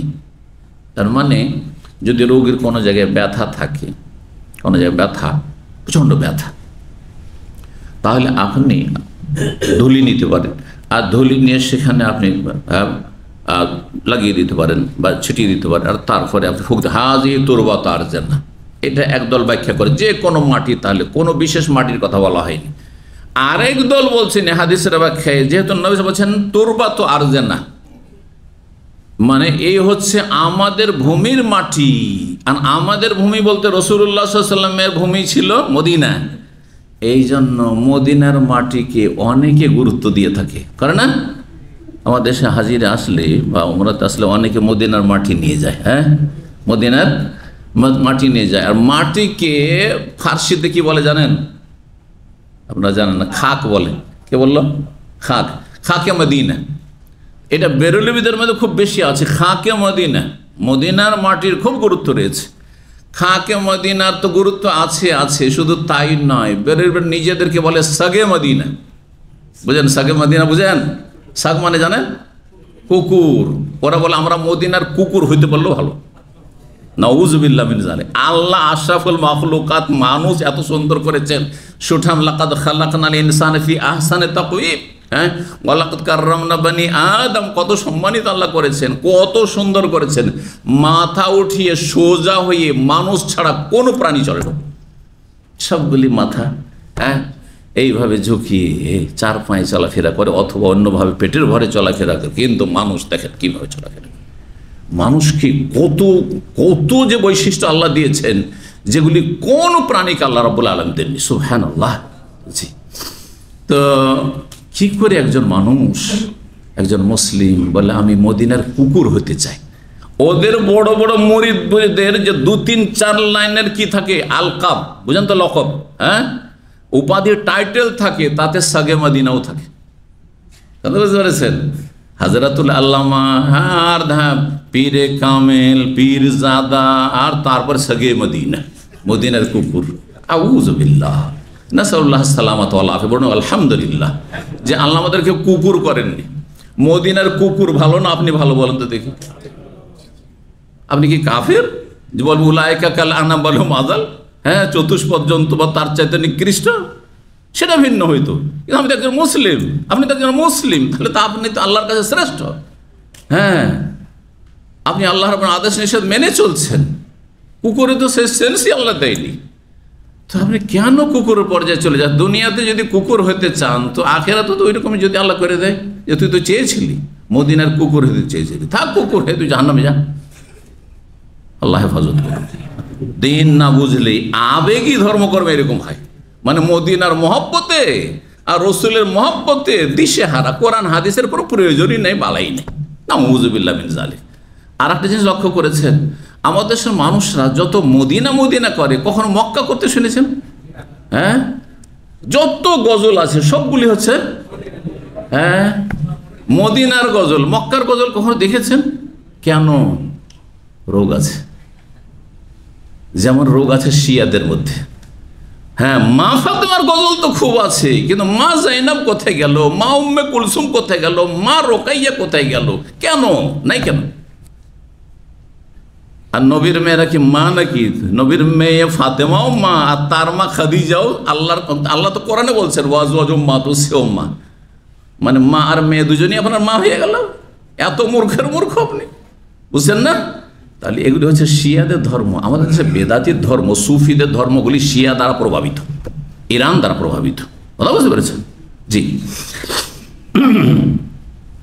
তো দোয়া দেখেন, রাসূলুল্লাহ সাল্লাল্লাহু আলাইহি ওয়াসাল্লাম বলতেন যে তুরবাতু আরজিনা, হ্যাঁ, মদিনার মাটি কেউ যদি মনে করে যে এই দুয়াতে হয়তো মদিনার মাটিকে উদ্দেশ্য করা হয়েছে, সুতরাং আমি মদিনার মাটি হাতের নাগালে আছে, আমি মদিনার কাছাকাছি আছি অথবা মদিনাতে আছি, সুতরাং মদিনার মাটি অন্য জায়গায় দাম্মামের মাটির চাইতে গুরুত্বপূর্ণ, সুতরাং মোবারক এখানে নবী সাল্লাল্লাহু আলাইহি ওয়াসাল্লাম হাজার হাজার লক্ষ লক্ষ সাহাবায়ে কেরামদের হয়তো কদম মোবারক পড়েছে, সুতরাং সেখানকার মাটি নিয়ে আর নবী সাল্লাল্লাহু আলাইহি ওয়াসাল্লাম এই হাদিসে আছে, আমি সেই মাটিটা নিয়ে আমি দিলাম ব্যথার জায়গাতে, তো ঠিক আছে, ঠিক আছে।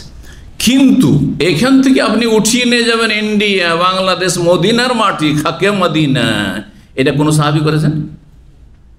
যদি করতেন কোনো সাহাবী যে আমি তো ইরাক চলে যাচ্ছি, হাসান হোসেন ইরাক চলে গেলেন, আলী ইরাক চলে গেলেন, আব্দুল বাসির ইরাক চলে গেলেন, আর অন্যান্য সাহাবীরা সামদেশে চলে গেলেন, অনেক সাহাবী মিশরে চলে গেলেন, তারা মাঝে মধ্যে আসলে খাকে মদিনা, মদিনার মাটি যদি নিয়ে যেতেন, তাহলে আমার জন্য আপনার জন্য তখন সুন্নত হতো যে সাহাবীরা এইভাবে ইসলামটাকে বুঝেছেন। বুঝতে পারছেন কথা? এই জন্য এইখান থেকে মাটি নিয়ে যাওয়া বিদআত।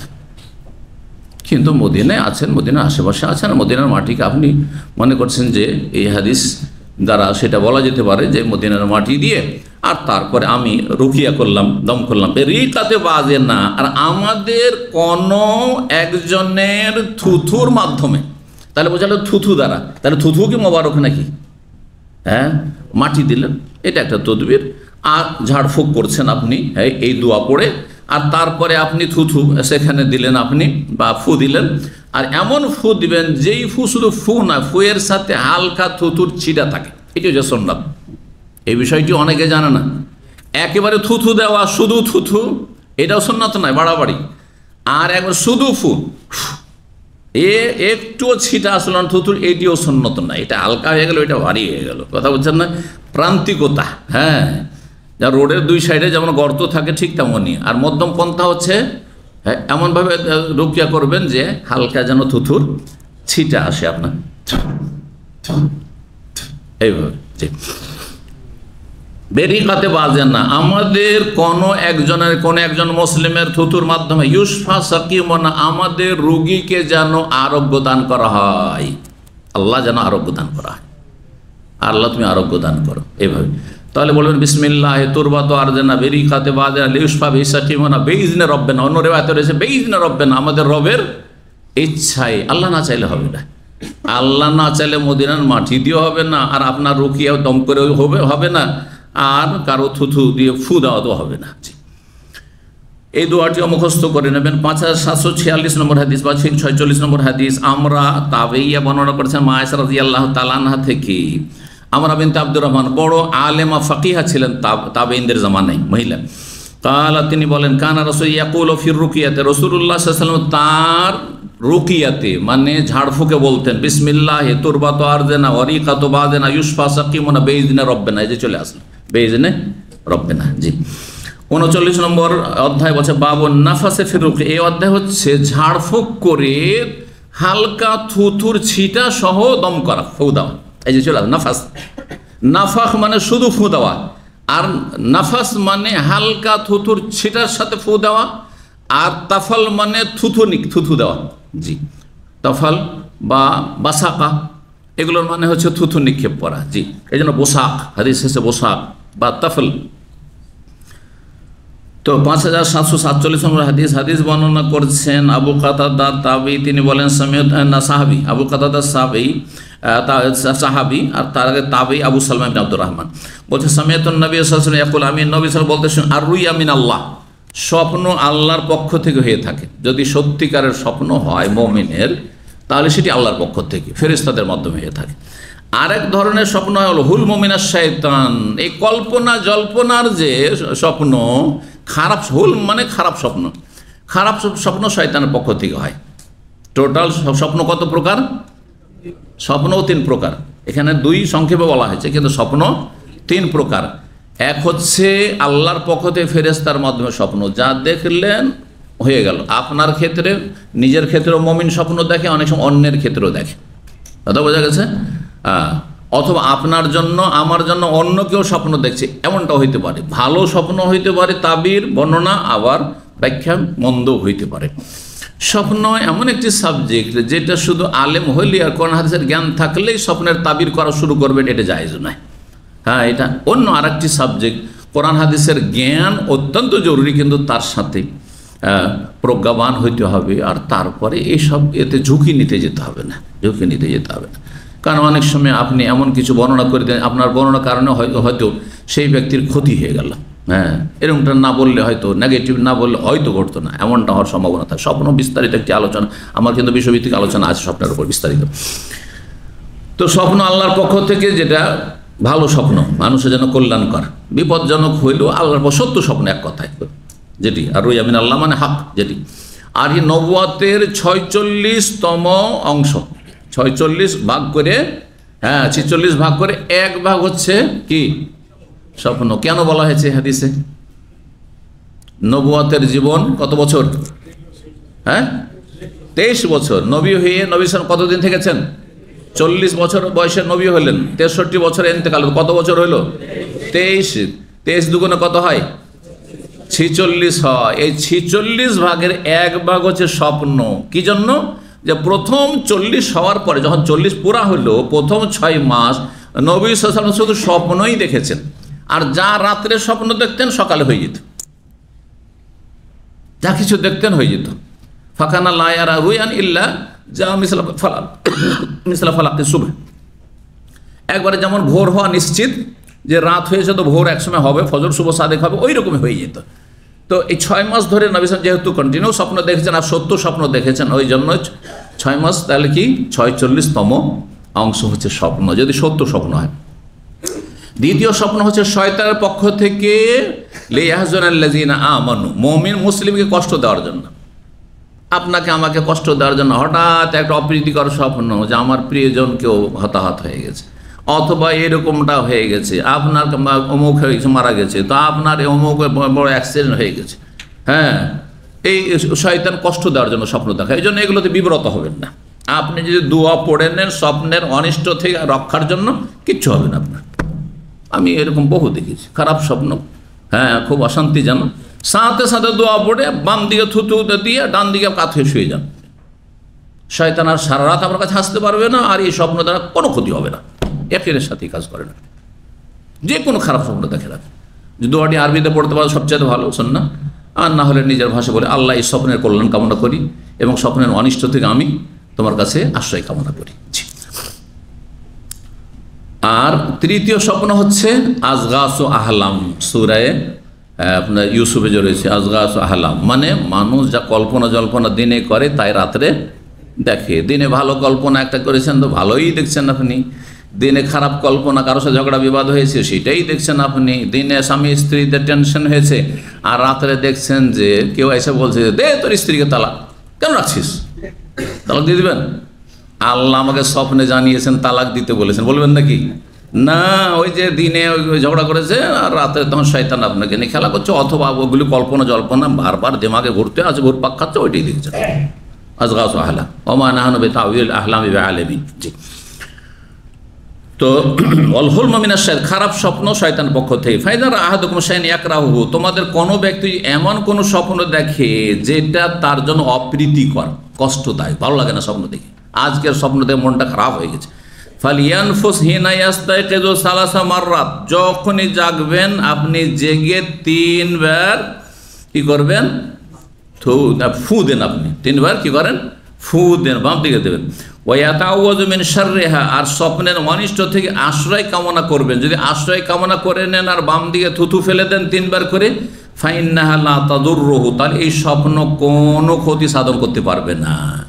দোয়াটি কীভাবে বলবেন? আল্লাহুম্মা ইন্নী আসআলুকা খায়রা হাযিহি রুয়া ওয়া খায়রা মা ফিহা ওয়া আউযু বিকা মিন শাররি হাযিহি রুয়া ওয়া শাররি মা ফিহা। কার মুখস্থ আছে?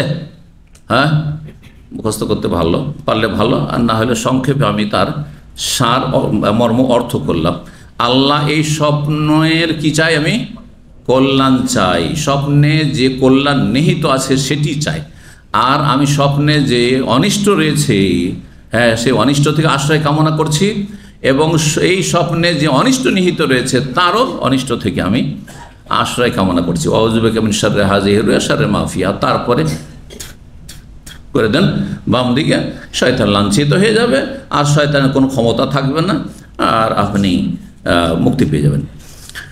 কাল আবু সালামা বলছেন, প্রখ্যাত তাবেঈ ফকিহ ছিলেন মদিনা, বলছেন ফাইন কুনতু লা আরা রুইয়া, মানে ফাইননি কুনতু, আমি কখনো কখনো এমন স্বপ্ন দেখতাম। তাহলে বড় বড় আলেমরাও খারাপ স্বপ্ন দেখতে পারে। এত বড় তাবেঈ, তিনি ইমাম সেই যুগের মদিনার, তিনি বলছেন আমি এমন স্বপ্ন দেখতাম আসকাল আলাইয়া মিনাল জাবাল, যেটি একটি পর্বতের চাইতে আমার জন্য ভারী হইত। একটা পাহাড়ও যদি আমাকে চাপা দিত তো এত কষ্ট হইতো না, মনে হচ্ছে এইরকম কষ্ট হইতো সেই স্বপ্ন দেখার পরে, খুব খারাপ লাগতো। ফামা হুয়া ইল্লা সামিআতু হাযাল হাদিস, কিন্তু তারপরে যখন এই হাদিসটি শুনে নিলাম আর এই দোয়া পড়া শুরু করলাম, ফামা ওবালিহা, আর কোনো পরোয়াই করি না, কি স্বপ্ন দেখলাম না দেখলাম কোনো পরোয়া করি না, কোনো পরোয়া করি না। আলহামদুলিল্লাহ, আমি এরকম, কেউ বলুক আমাকে, অথবা আমি দেখি, হ্যাঁ অনেক সময় অনেক লোক বুঝে না, নেগেটিভ স্বপ্ন বললে তাই আমি কোনো পরোয়া না, সাথে সাথে বললাম আল্লাহ মিন আসআলু খায়রা হাযিহি রুয়া খায়রা মা ফিহা ওয়া আউযু বিকা মিন শাররি হাযিহি ওয়া শাররি মা ফিহা। ব্যাস, আল্লাহর ইয়াকিন আছে এই স্বপ্ন আমার কোনো ক্ষতি করবে না, লাভ হবে লস হবে না ইনশাআল্লাহ। আল্লাহ যেন আমাদেরকে ইয়াকিনের সাথে আমল করার তৌফিক দান করেন। আমল করুন। 5748 নম্বর হাদিস মা আয়েশা রাদিয়াল্লাহু তাআলা আনহা বর্ণনা করছে, তিনি বলেন কানা রাসূলুল্লাহ সাল্লাল্লাহু আলাইহি ওয়াসাল্লাম আওয়া ইলা ফিরাশি, রাসূলুল্লাহ সাল্লাল্লাহু আলাইহি ওয়াসাল্লাম যখন নিজের বিছানায় আগমন করতেন, আশ্রয় নিতেন মানে বিছানায় ঘুমোতে আসতেন, নাফাসা ফি কাফাইহি, দুই হাতে ফু দিতেন। মনে হচ্ছে যে প্রথম আগে ফু দিয়ে নিতেন, কেউ কেউ বাহ্যিক এর উপর আমল করে আগে ফু দিয়ে তারপরে সূরাগুলি পড়ে, কিন্তু অন্য হাদিসে রয়েছে আগে পড়ার কথা তারপরে ফু দেওয়ার কথা, আর এটি বেশি যুক্তিসঙ্গত। সুতরাং যে হাদিসটি যুক্তিসঙ্গত আর অনেক সময় একসাথে বর্ণনা করা, ফা দিয়ে যদি না হয় ওয়াও দিয়ে এবং দিয়ে, তাহলে সিরিয়াল বুঝায় না। আরবি গ্রামারে আছে এবং দিয়ে যদি বলেন তাহলে সিরিয়াল বুঝায় না, কিন্তু ফা বা সুম্মা দিয়ে বললে তখন সিরিয়াল বুঝায়, পর্যায়ক্রম বুঝায়। যেমন যদি বলি যা ফয়সাল ওয়া ফাহাদ, তাহলে এর মানে না যে আগে ফয়সাল এসছে আর পরে ফাহাদ এসছে, বুঝছেন না? কিন্তু যদি বলে যা ফয়সাল সুম্মা ফাহাদ, অতঃপর, তাহলে একটু বিলম্ব এসছে। ফা দিয়ে যদি বলি যে যা ফয়সাল ফা ফাহাদ বা ফা আবদুল্লাহ, তাহলে আবদুল্লাহ পরে এসছে, আগে ঢুকেছে, কথা বুঝতে পারছেন? সুতরাং এখানে যখন ওয়াও দিয়ে এসেছে, বলছেন যে ইজা আওয়াইলা ফিরাশি নাফাসা ফি কাফাইহি বিকুল আল্লাহ, কি পড়ে? কুল আল্লাহ পড়ে, অবিল মুআওয়াযাতাইন, আর দুটো আশ্রয় দানকারী সূরা দিয়ে, মানে সূরায়ে ফালাক এবং নাস পড়ে, জামিআন, তিনটি। তারপরে এখানে দেখেন সুম্মা ইয়ামসাহু বিহিমা ওয়াজহাহু, এইখানে পড়ার কথা রয়েছে। কুল আল্লাহ পড়লেন, সূরা ফালাক নাস পড়লেন, আর তারপরে তখন কি করতেন? আচ্ছা, কুল আল্লাহ আর সূরা ফালাক নাস, যে তিনটি সূরা পড়বেন, এই তিনটি সূরা পড়ার ক্ষেত্রে কেমনভাবে পড়বেন? মানে একবারইতে মানে সূরা ইখলাস 3 বার পড়ে নেবেন না, সূরা ইখলাস ফালাক নাস তারপরে ফু, এটা হচ্ছে সহিহ সুন্নাহ, এটা হচ্ছে বেশি সহিহ শুদ্ধ। সুম্মা ইয়ামসাহু বিহিমা ওয়াজহাহু, তারপরে নিজের মুখমণ্ডলে, তাহলে আপনি ফু দিবেন হাতে, এইভাবে ফু দিবেন, আর ফু দেওয়ার পরে আপনি আগে চেহারায় হাত বুলাবেন, আর তারপর ওমা বালাগাত ইয়াদাহু মিন জাসে, যতটা শরীরে হাত পৌঁছে, এদিকে হাত পৌঁছেছে, এদিকে হাত পৌঁছেছে, এদিকে বডিতে যতটা হাত পৌঁছে আপনার, যতটা হাত পৌঁছিল, জরুরি নয় যে আপনাকে একবারে শরীরকে একবারে গুটিয়ে নিতে হবে আর পা পর্যন্ত পৌঁছে দিতে হবে না, যতদূর হাত পৌঁছিল। তো এই ছিল হাদিস। তারপরে বলছেন কালাত আয়েশা, মা আয়েশা রাদিয়াল্লাহু বলেন, ফালাম্মাশতাকা, যখন নবী সাল্লাল্লাহু আলাইহি ওয়াসাল্লাম অসুস্থ হয়ে পড়লেন, কানা ইয়ামুরনি, তখন আমাকে তিনি নির্দেশ দিতেন, আন আফআলা যালিকা, এটা যেন আমি করি, কারণ নবী সাল্লাল্লাহু আলাইহি ওয়াসাল্লাম অচল হয়ে গেছে, শরীর নিস্তেজ হয়ে গেছে, একেবারে ক্ষীণ হয়ে গেছেন, হাত উঠছেন, হাত উঠাবেন, ফু দিবেন, আর ফু দেওয়ার পরে আর তারপরে তখন হাত ফেরাবেন, এতটুকু শরীরে ক্ষমতা নেই একবারে শেষ সময়গুলোতে। তখন বললেন যে তুমি এই কাজটি করে দাও, তুমি এই কাজটি করে দাও, মানে এই সূরাগুলি পড়ো, 3টি সূরা পড়ো, আর তারপরে আমার শরীরে এই সূরা ইখলাস ফালাক নাস পড়ে ফু দিয়ে দাও। বলছেন যে আমি করতাম, কিন্তু অন্য রিওয়ায়াতে কি রয়েছে? অতিরিক্ত রয়েছে যে আমি আমার নিজের হাতে ফু না দিয়ে নবী সাল্লাল্লাহু আলাইহি ওয়াসাল্লামের হাতটাকে ধরতাম, আর তারপর আমি পড়ে তাতে ফু দিলাম, আর নবী সাল্লাল্লাহু আলাইহি ওয়াসাল্লাম হাত যেহেতু আমার হাতের চাইতে বরকতপূর্ণ, সুতরাং তার হাত দুটোকে নিয়ে তখন তার শরীর মোবারকে চেহারা থেকে শুরু করে যতটা সম্ভব হতো হাত বুলিয়ে দিতাম। কালা ইউনুস কুনতু আরা ইবনে শিহাব, আমি ইবনে শিহাব জোহরিকে আমি দেখেছি বা দেখতাম, ইয়াসনাউ যালিক, এমনটা করতেন, এজা আওয়া ইলা ফিরাশ, যখন বিছানায় আসতেন, মানে তাবেইও এই আমলটি করতেন, অর্থাৎ এই আমলটি পরম্পরা চলে আসছে। 5749 নম্বর হাদিস বর্ণনা করছেন সাহাবী আবু সাঈদ খুদরি রাদিয়াল্লাহু তাআলা আনহু, নবী সাল্লাল্লাহু আলাইহি ওয়াসাল্লাম বা সাহাবীদের ঝাড়ফুঁক সম্পর্কে হাদিস। আর এই হাদিসটি এর আগে গিয়েছে দুইবার করে। আন্না রাহাতা মিন আসহাবি রাসূলিল্লাহ সাল্লাল্লাহু আলাইহি ওয়াসাল্লাম ইনতালাকু ফি সাফারাতিন, রাসূলুল্লাহ সাল্লাল্লাহু আলাইহি ওয়াসাল্লামের সাহাবায়ে কেরামদের একটি ক্ষুদ্র দল একটি সফরে গিয়েছিল, যাদের সংখ্যা 30 জন ছিল। অন্য রিওয়ায়াতে রয়েছে সাফারুহা, তারা সফরে গিয়েছিল হাত্তা নাজালু বিহাইয়্যিম মিন আহিয়াল আরব, তারা গিয়ে অবতরণ করেছিল আরব একটি গোত্রের অঞ্চলে, যে গোত্র বসবাস করত সেই গোত্রের অঞ্চলে গিয়ে তারা সেখানে অবতরণ করেছিল। ফাস্তাযাফুম, তাদের কাছে গিয়ে জিয়াফত তলব করেছিল, কারণ তখন তার এরকম রেস্টুরেন্ট, হোটেল আর শহর বাজার ছিল না। এখন গিয়েছে, কেউ যদি খেতে না দিত, না খেয়ে মানুষ মরবে তো যার ফলে তাদেরকে বললেন যে আমরা তো মুসাফির, আমাদেরকে খেতে দাও, এসেছি। ফাবাও, কিন্তু তাদের মনটা ছোট, তারা অস্বীকার করলো। অথচ আরবরা পরম্পরা আগে থেকে কিন্তু অতিথি পরায়ণ, এটি হচ্ছে আরবদের আসল স্বভাব। এই জন্য দেখেন আরবদের মেহমান আসলে আমাদের মতো নয় যে 1 কেজি 8 কেজি গোস্ত নিয়ে আর একটা মুরগি নিয়ে বসবে, বিশাল সাহান নিয়ে বসতে হবে, তাই না, একজন মেহমানের জন্য। আর যদি নিকট আত্মীয় হয় বা ওই রকম স্পেশাল গেস্ট হয়, তাহলে কি করতে, গোটা গানাম নয় গোটা উঁট একবার নিয়ে বসতে আসতো, ঠিক কিনা? অথচ খেতেই পারবে না, ওর মানে 5 ভাগের 1 ভাগও খেতে পারবে না, বা 100 ভাগের মধ্যে 2-4-5 ভাগও খেতে পারবে না। কিন্তু নষ্ট করা জায়েজ না। বেশি নিয়ে বসলে জায়েজ আছে এই শর্তে যে সেটা অন্যদেরকে খাওয়িয়ে দেবেন, কিন্তু ফেলে দেবেন এটি জায়েজ নয়। এতে বরকত চলে যায়। বরকত চলে যাওয়ার, বরকতহীনতার একটি গুরুত্বপূর্ণ কারণ হচ্ছে এভাবে আল্লাহর নিয়ামতকে নষ্ট করা। বলছেন যে ফাবাউ আন ইউযাইফু, তারা কিন্তু তাদেরকে জিয়াফত করাতে মানে খাওয়াতে অস্বীকার করলো। তার কিছুক্ষণ পরে আল্লাহর পরীক্ষায় এই গোত্রের জন্য ফালুদিগা সাইয়্যিদু যালিকাল হাই, সেই গোত্রেরই যে নেতা সর্দার ছিল তাকে বিষাক্ত প্রাণীতে, সাপ অথবা বিচ্ছুতে দংশন করেছে। ফাসাউ লাহু বিকুল্লি শাইইন লা ইয়ানফাউ শাই, তারা সব রকমের প্রচেষ্টা চালালো তার বিষ নামাবার জন্য, তাকে সুস্থ করার জন্য, কিন্তু বিষ নামছে না। লা ইয়ানফাউ শাই, কোনো কিছু তার কাজে আসছে না। ফাকালা বাযুহুম, তাদের কেউ বলল লাউ আতাইতুম হাওলাই রাহাত, আমরা তো সব ব্যর্থ হয়ে গেলাম, কিছুই করতে পারলাম না।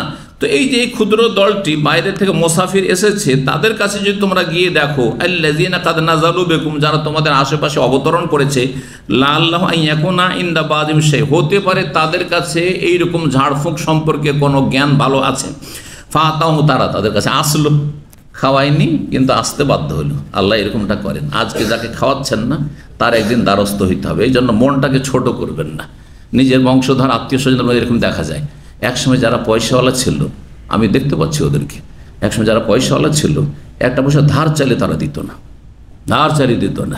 আর তারা এখন আসে একবারে খাদেমের মতো সামনে এসে হাজির হয়। সুবহানাল্লাহ, আল্লাহ কি করতে পারে না। এখান থেকে শিক্ষা নিতে হবে। শুধু ওর শিক্ষা হইলে হবে না, আপনাকে শিক্ষা নিতে হবে। আজকে আল্লাহ আমাকে ওপরে উঠেছে, কালকে আমাকে নিচে নামিয়ে দিতে পারে। সুতরাং কখনো দাম্ভিক অহংকারী হবেন না, আর কখনো শুধু অতীতকে ভুলে যাবেন না, আর কখনো আপনি সংকীর্ণ মনা হবেন না।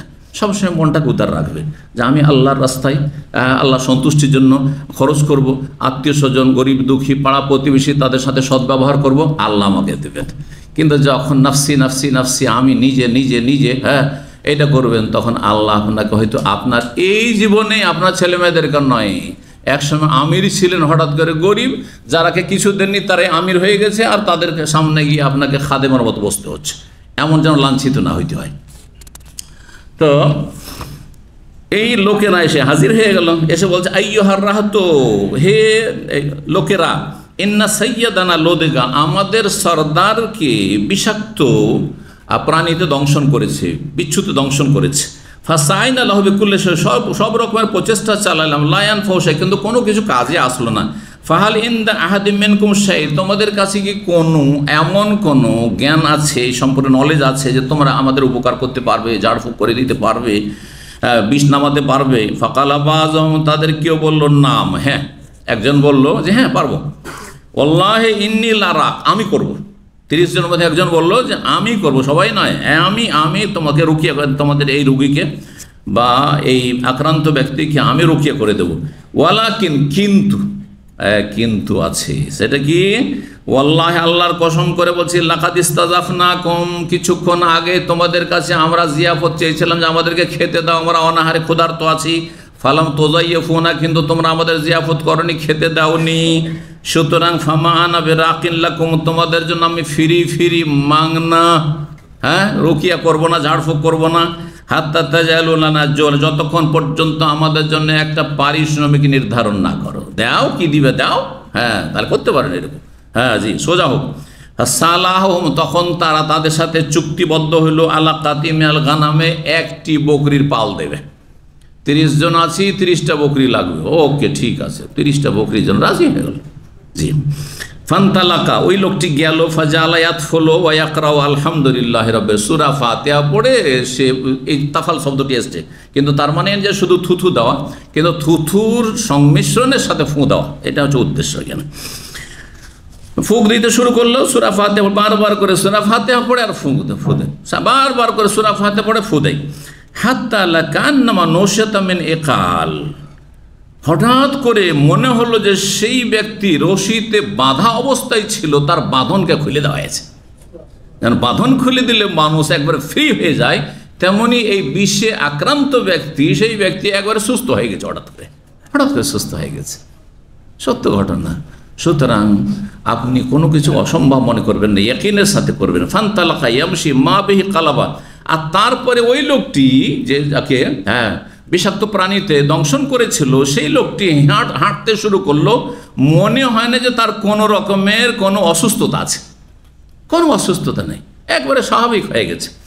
কালা ফাউফাহুম জৌলাহুম, তাদের জন্য নির্ধারিত যে পারিশ্রমিক ছিল তা পরিপূর্ণভাবে তারা দিয়ে দিল। আল্লাযীনা আল্লাযী সালাহুম আলাইহি, যার চুক্তি তাদের সাথে হয়েছিল। ফাকালা বাযুহুম, তাদের ওই যে নিয়ে আসলো 30টা বকরি নিয়ে ওই লোক হাজির হইল, আর তখন কিছু লোকেরা বলে ইকসমু, এখন ভাগ করলাম, 30টা বকরি আছে তো সবাই নাও, আমরা তো সবাই আছি একসাথে। ফাকাল আল্লাযী রাকা, যেই ব্যক্তি রুকিয়া করেছিল সে বলল লা তাফালু, এটা এখন ভাগ করিও না, কারণ আমরা হয়তো নাজায়েজ বলে জানি না, সেই জন্য নিয়ে নিলাম, কিন্তু যদি নাজায়েজ হয়, কারণ এই যে আমার পারিশ্রমিক নির্ধারণ করেছি, এটা ঠিক হইলো কি হলো না, আমরা যে চেয়ে নিলাম এটা ঠিক হইলো কি হলো না, সেই জন্য কি করো, লা তাফালু, ভাগ করিও না। হাত্তা নাতিয়া রাসূলুল্লাহ সাল্লাল্লাহু আলাইহি ওয়াসাল্লাম, যতক্ষণ পর্যন্ত রাসূলুল্লাহর কাছে আমরা না আসছি। ফানাযকুর লাহুল্লাযী কানা, যা ঘটেছে তা বর্ণনা না করছি। ফানানজুরু মা ইয়ামুরুনা, কি নির্দেশ দিচ্ছেন তা আমরা দেখছি। যদি উনি বলেন রাসূলুল্লাহ সাল্লাল্লাহু আলাইহি ওয়াসাল্লাম যে হ্যাঁ খেতে পারো, তাহলে ভাগ করব, আর যদি বলেন না তোমাদের জন্য আরাম, এরকম ঝাড়ফুঁক করে এরকম বকরি ছাগল নেওয়া, পারিশ্রমিক নেওয়া, তাহলে ফিরিয়ে দিয়ে আসবো। মদিনা পৌঁছিলেন। ফাকাদিমু আলা রাসূলিল্লাহ, তারা আসলো রাসূলুল্লাহ সাল্লাল্লাহু আলাইহি ওয়াসাল্লামের কাছে। ফাযাকারুল্লাহু, বিষয়টি উল্লেখ করলো। ফাকালা, বললেন রাসূলুল্লাহ সাল্লাল্লাহু আলাইহি ওয়াসাল্লাম, ওয়া মা ইউদরিকা আন্নাকা রুকিয়া, আন্নাহা রুকিয়া, তুমি কিভাবে জানলে, কে তোমাকে এই জ্ঞান দিল যে এই সূরা ফাতিহা দিয়ে ঝাড়ফুঁক করা যায় আর বিষ নেমে যাবে, এটা কেমন করে তুমি জানলে? আসাবতুম, সে অনুমান ভিত্তিক। সূরা ফাতিহা হচ্ছে প্রথম সূরা, সূরা ফাতিহার অনেক ফজিলত রয়েছে। সূরা ফাতিহা উম্মুল কিতাব, গোটা কোরআনের মা, গোটা কোরআনের মূল। সুতরাং তিনি সূরা ফাতিহা দিয়ে রুকিয়া করা শুরু করেছেন। আসাবতুম, বললেন রাসূল, তোমরা ঠিক কাজ করেছো। ইকসেমু, ভাগ বন্টন করে নাও। ওয়াজরিবুলি মাকুম বিসাহমি, তোমাদের সাথে আমার জন্য একটা ভাগ রাখো। কি যেন বললেন? যাতে তাদের কোনো দ্বিধাদ্বন্দ্ব না থাকে। আপনাদের কাছে যদি এখনই খাবার কেউ নিয়ে আসে কোনো আরবিয়ান, তো অনেকে খাবেন না, ভাববেন যে এটা মিসকিনের খাবার, কসম করে। আরবরা খুব বেশি কসম খায় না, আর মাঝে মাঝে কসমের কাফারার খাবার নিয়ে আসে। তো আপনাদের সবার জন্য জায়েজ? এই তামাশার 10 জন মিসকিন খাবে, তো আপনারা তো অধিকাংশ মিসকিন না। আবার আপনারা কিন্তু অনেকে, আপনাদেরকে আরবরা কি মনে করে যে যার স্ত্রী নেই সে মিসকিন। 3000 রিয়াল 4000 বেতন পায়, আর সৌদিরা এসে বলে অনেকে ওয়াল্লাহ আনতা মিসকিন, মাফি হুরমা আনতা মিসকিন, আস্তাগফিরুল্লাহ। না, এটা শরীয়তের মিসকিন না। আপনি ধনকুব, পয়সাওয়ালা, অনেক পয়সা আপনার কাছে, আপনি মিসকিন না, আপনি গানি। কথা বোঝা গেছে? তো মিসকিন কি? যার মৌলিক প্রয়োজনে অভাব আছে, যতটা অভাব থাক না কেন। হয়তো আপনার 30 দিনের খাবার জুটে না, 25 দিন হয়, 5 দিন আপনাকে ধার কর্জা করতে হয়, অথবা খাওয়া দাওয়া জুটে যায়, চিকিৎসা করাইতে পারেন না, শীত বস্ত্র কিনতে পারেন না, ইত্যাদি ইত্যাদি, বাড়ি ঘরটা ঠিক করতে পারেন না, ভেঙে পড়ছে, তো মিসকিন আপনি তখন বলতে পারেন। ঋণ কর্জা আছে, ঋণ কর্জা পরিশোধ করার মতো জমি জায়গাও নাই, তখন মিসকিন বলা যেতে পারে। সংসার তো মোটামুটি চলে যাচ্ছে। তো এক কথায় অনেক সময় হয় কি, খাবার এরকম আসে, আমাকে অনেক ভাইরা জিজ্ঞাসা করেছে যে জুমাবারে খাবার আসে, এটা কি আমাদের জন্য খাওয়া যাবে? আর অনেকে মনে করে এটা জাকাতের টাকা দিয়ে, অনেকে মনে করে যে হয়তো এগুলো আমাদের জন্য খাওয়া যাবে না। তখন তো বলতে হবে, যদি বলে হ্যাঁ খাওয়া যাবে, ওর চাইতে ভালো হচ্ছে আমি যদি একদিন খেতে বসে যাই, সে খেয়ে যেত, ওনার জন্য যাই, আমাদের জন্য কেন যাই যাবে না? হবে না? এই জন্য নবী সাহেব বলেছেন আমার একটা ভাগ বসা। জি। তো 40 নম্বর অধ্যায় হচ্ছে বাবু মাসির রাকিয়াল ওয়াজআ বিয়াদিহিল ইউমনা। এই অধ্যায় হচ্ছে রুকিয়াকারী যিনি ঝাড়ফুঁক করবেন তিনি ব্যথার জায়গায় বা কষ্টের জায়গায় ডান হাত ফিরাতে পারবেন। এটিও সুন্নাত, যেখানে ব্যথা হচ্ছে সেই জায়গায় দোয়া পড়ে ফু দিয়ে হাত ফেরানো। এতে যেমন এই সুন্নাত, এক তো সুন্নাত হাদিস দ্বারা প্রমাণিত। 2 নম্বর কথা দেখেন, রোগীর গায়ে হাত দিলে রোগী মানসিক শান্তি পায়, এটা পরীক্ষিত জিনিস। এই জন্য রোগী দেখতে গেলে কি করতে হয়, একটু গায়ে হাত দিয়ে দেখতে হয়। এখানে হাতে হাত দিয়ে দেখলেন, অথবা মাথায় কপালে হাত দিয়ে দেখলেন, শরীরে একটু কোনো জায়গাতে হাত দিয়ে দেখলেন, এতে খুব প্রশান্তি লাভ করে যে আমাকে আমার আপনজন এবং আমার একটু খোঁজখবর নিতে এসছে, একটু গায়ে হাত রাখলো। আর বিশেষ করে বিশিষ্ট ব্যক্তি যদি হাত রাখে তো আলাদা ব্যাপার, তাই না? আর রুকিয়া করে রাখলে তো আলাদা তখন। এই জন্য হাত রাখার বিষয়টি বিভিন্ন দিক থেকে গুরুত্বপূর্ণ। 5750 নম্বর হাদিস বর্ণনা করছেন মা আয়েশা রাদিয়াল্লাহু তাআলা, তিনি বলেন নবী সাল্লাল্লাহু আলাইহি সাল্লাম আশ্রয়ে রাখতেন তার পরিবারের যে কোনো কাউকে, কেউ অসুস্থ হলে ইয়ামসাহু বিয়ামিনি, ডান হাত বুলিয়ে দিতেন শরীরে, আর এই দোয়াটি পড়তেন। হাদিসটি একটু আগে গেল, আজহিল বাস রাব্বান্নাস ওয়াশফি আনতা শাফিল আশিফা ইল্লা শিফাউকা শিফা লা ইউগাদিরু সাকাওয়া। 41 নম্বর অধ্যায় বাবুন আল মারআতু তারকির রাজুল। এই অধ্যায় হচ্ছে মহিলা কি পুরুষের ঝাড়ফুঁক করতে পারবে? হ্যাঁ বলেন, পারবে? হ্যাঁ, ফতোয়া, মহিলা কি পুরুষ রোগীর দম করতে পারবে, ঝাড়ফুঁক করতে পারবে? যে বলবেন হাত তোলেন। হ্যাঁ, মাহরাম যদি তার জন্য ঝাড়ফুঁক, আর মাহরাম ছাড়াও ফুঁক দেওয়া যেতে পারে, কিন্তু যদি ফিতনার আশঙ্কা না থাকে, মাহরামকে তো করতে পারে। নবী সাল্লাল্লাহু আলাইহি ওয়াসাল্লামকে মা আয়েশা করেছেন, হাদিস নিয়ে আসছে। তো স্ত্রী স্বামীকে ফুঁক দিয়েছে, অসুবিধা কি, তাই না? আচ্ছা, মেয়ে বা মা ফুঁ দিয়েছে ছেলেকে, অথবা বাবাকে ফুঁ দিয়েছে মেয়ে, অসুবিধা আছে? বোন ফু দিছে ভাইকে, অসুবিধা আছে? কোনো ভাই অসুবিধা নেই। মাহরাম হলে তো অসুবিধা নেই। মাহরাম ছাড়াও ফু দেওয়া জায়েজ রয়েছে যদি সেখানে ফিতনার আশঙ্কা না থাকে, আর সেই মহিলা ছাড়া অন্য কেউ রুকিয়া সম্পর্কে এরকম অভিজ্ঞ নাই। এই দুটো শর্তের সাথে, যদি পুরুষ অভিজ্ঞ থাকে তো পুরুষও জানছে রুকিয়া করতে পারবে, আর মহিলাও পারবে। তো মহিলাকে কেন রুকিয়া করাবেন আপনি? নর মাহরামকে পুরুষকে দিয়ে রুকিয়া করে, পুরুষ রুকিয়া করবে। মহিলা ছাড়া বেশি কেউ রুকিয়া জানছে না, অথবা কেউ করতে চাইছে না, মহিলা রুকিয়া করবে, তাহলে সেখানে ফিতনার কোনো সম্ভাবনা না থাকে। ফিতনার সম্ভাবনা, যেমন নির্জনে, রোগী পুরুষ একা আর নির্জনে। আজকাল যেসব মহিলারা আপনার ডাক্তারি করে, একাই চেম্বারে আছে, আর একটা পুরুষ পেশেন্ট ঢুকলো, একজন পুরুষ একজন মহিলা নির্জনে, দরজা বন্ধ করে যাই, তাহলে দরজা খোলা রাখতে হবে। শরীয়তের মাসলা হচ্ছে দরজা খোলা রাখতে হবে, তাহলে যাতে করে খালওয়াতের হারাম নাজায়েজ কাজ না হয়। আর না হইলে সেই পুরুষের সাথে আরও কেউ ঢুকলো, মহিলা অথবা পুরুষ, তাহলে অসুবিধা নেই। পুরুষ চিকিৎসক আছে, বাধ্য হয়তো পুরুষ চিকিৎসকের কাছে নিয়ে যেতে মহিলাকে, তাহলে শুধু মহিলাকে পাঠাবেন না, আপনি গাড়িতে বসে আছেন পুরুষ দায়ুসের মতো, আর আপনার স্ত্রীকে পাঠিয়ে দিয়েছেন দাঁতের চিকিৎসার জন্য, জায়েজ নয়। আপনি নিজে সেখানে ঢুকবেন, সে ঢুকবেন। জি। তো সেখানে যদি একাধিক লোক থাকে তাহলে ফিতনার আশঙ্কা নেই। আর তারপরে মহিলা রুকিয়া করছে, মহিলা রুকিয়া করার ক্ষেত্রে আরও শর্ত হচ্ছে গায়ে হাত লাগাবে না। যেমন হাত বোলানোর বিষয়টি করবে না, কারণ সেটা ফিতনার কারণে মহিলা গায়ে হাত লাগা পুরুষের জায়েজ নয়। সুতরাং সেখানে ফু দিতে পারে, স্পর্শ না করে ফু দিতে পারে, কিন্তু নির্জনতায় নয়, ফিতনার আশঙ্কা নাই। যুবতী মেয়ে আর যুবককে ফু দিয়েছে, তাহলে ফিতনার আশঙ্কা আছে। কিন্তু বয়স্ক মানুষ, হয়তো বয়সিকা মহিলা, বয়স্ক রুগী, বৃদ্ধ হয়ে গেছে, আর তাকে ফু দিচ্ছে, তার ছাড়া কেউ নেই। গ্রামে হয়তো একটা আলেমা আছে বা কোরআন হাদিসের জ্ঞান রাখে, আর সবগুলো জাহেল হয়তো, এরকম ক্ষেত্রগুলিতে জায়েজ রয়েছে। তো এখন ইমাম বুখারী রাহিমাহুল্লাহ যে বয়ান করছেন যতটা হাদিস রয়েছে ততটা আমল করেন, অথবা তার বেশি ফিকহি আলোচনার মাধ্যমে যতটাতে ফিতনার আশঙ্কা না থাকে। কারণ কিছু ইসলামের নীতিমালা রয়েছে পুরুষ আর নারীর কর্মক্ষেত্রের ক্ষেত্রে বা কাজকর্মের ক্ষেত্রে কিছু নীতিমালা রয়েছে, উসুল রয়েছে, সেগুলির পাবন্দি করতে হবে। জি, তো বলছেন যে মহিলা কি পুরুষের রুকিয়া করতে পারবে? 5751 নম্বর হাদিস মায়েশা রাদিয়াল্লাহু তাআলা আনহা বর্ণনা করেন আন্না নবী সাল্লাল্লাহু আলাইহি ওয়াসাল্লাম কানা ইয়ানফুসু আলা নাফসিহি মারাদাহি আল্লাযী কুবিযা ফিহি বিল মুআওয়াযাত। নবী সাল্লাল্লাহু আলাইহি ওয়াসাল্লাম নিজেকে রুকিয়া করতেন সেই অসুস্থতায়, যে অসুস্থতায় তিনি ইন্তেকাল করেন বিল মুআওয়াযাত সূরাগুলি পড়ে, মানে সূরা ইখলাস, ফালাক, নাস, এই তিনটি সূরা পড়ে। ফালাম্মা সাকুলা, যখন রোগের তীব্রতা বেড়ে গেল, কুনতু আনা আনফুসু আন আলাইহি বিহিন্না, আমি এই দোয়াগুলি বা এই সূরাগুলি পড়ে তার উপরে ফু দিতাম।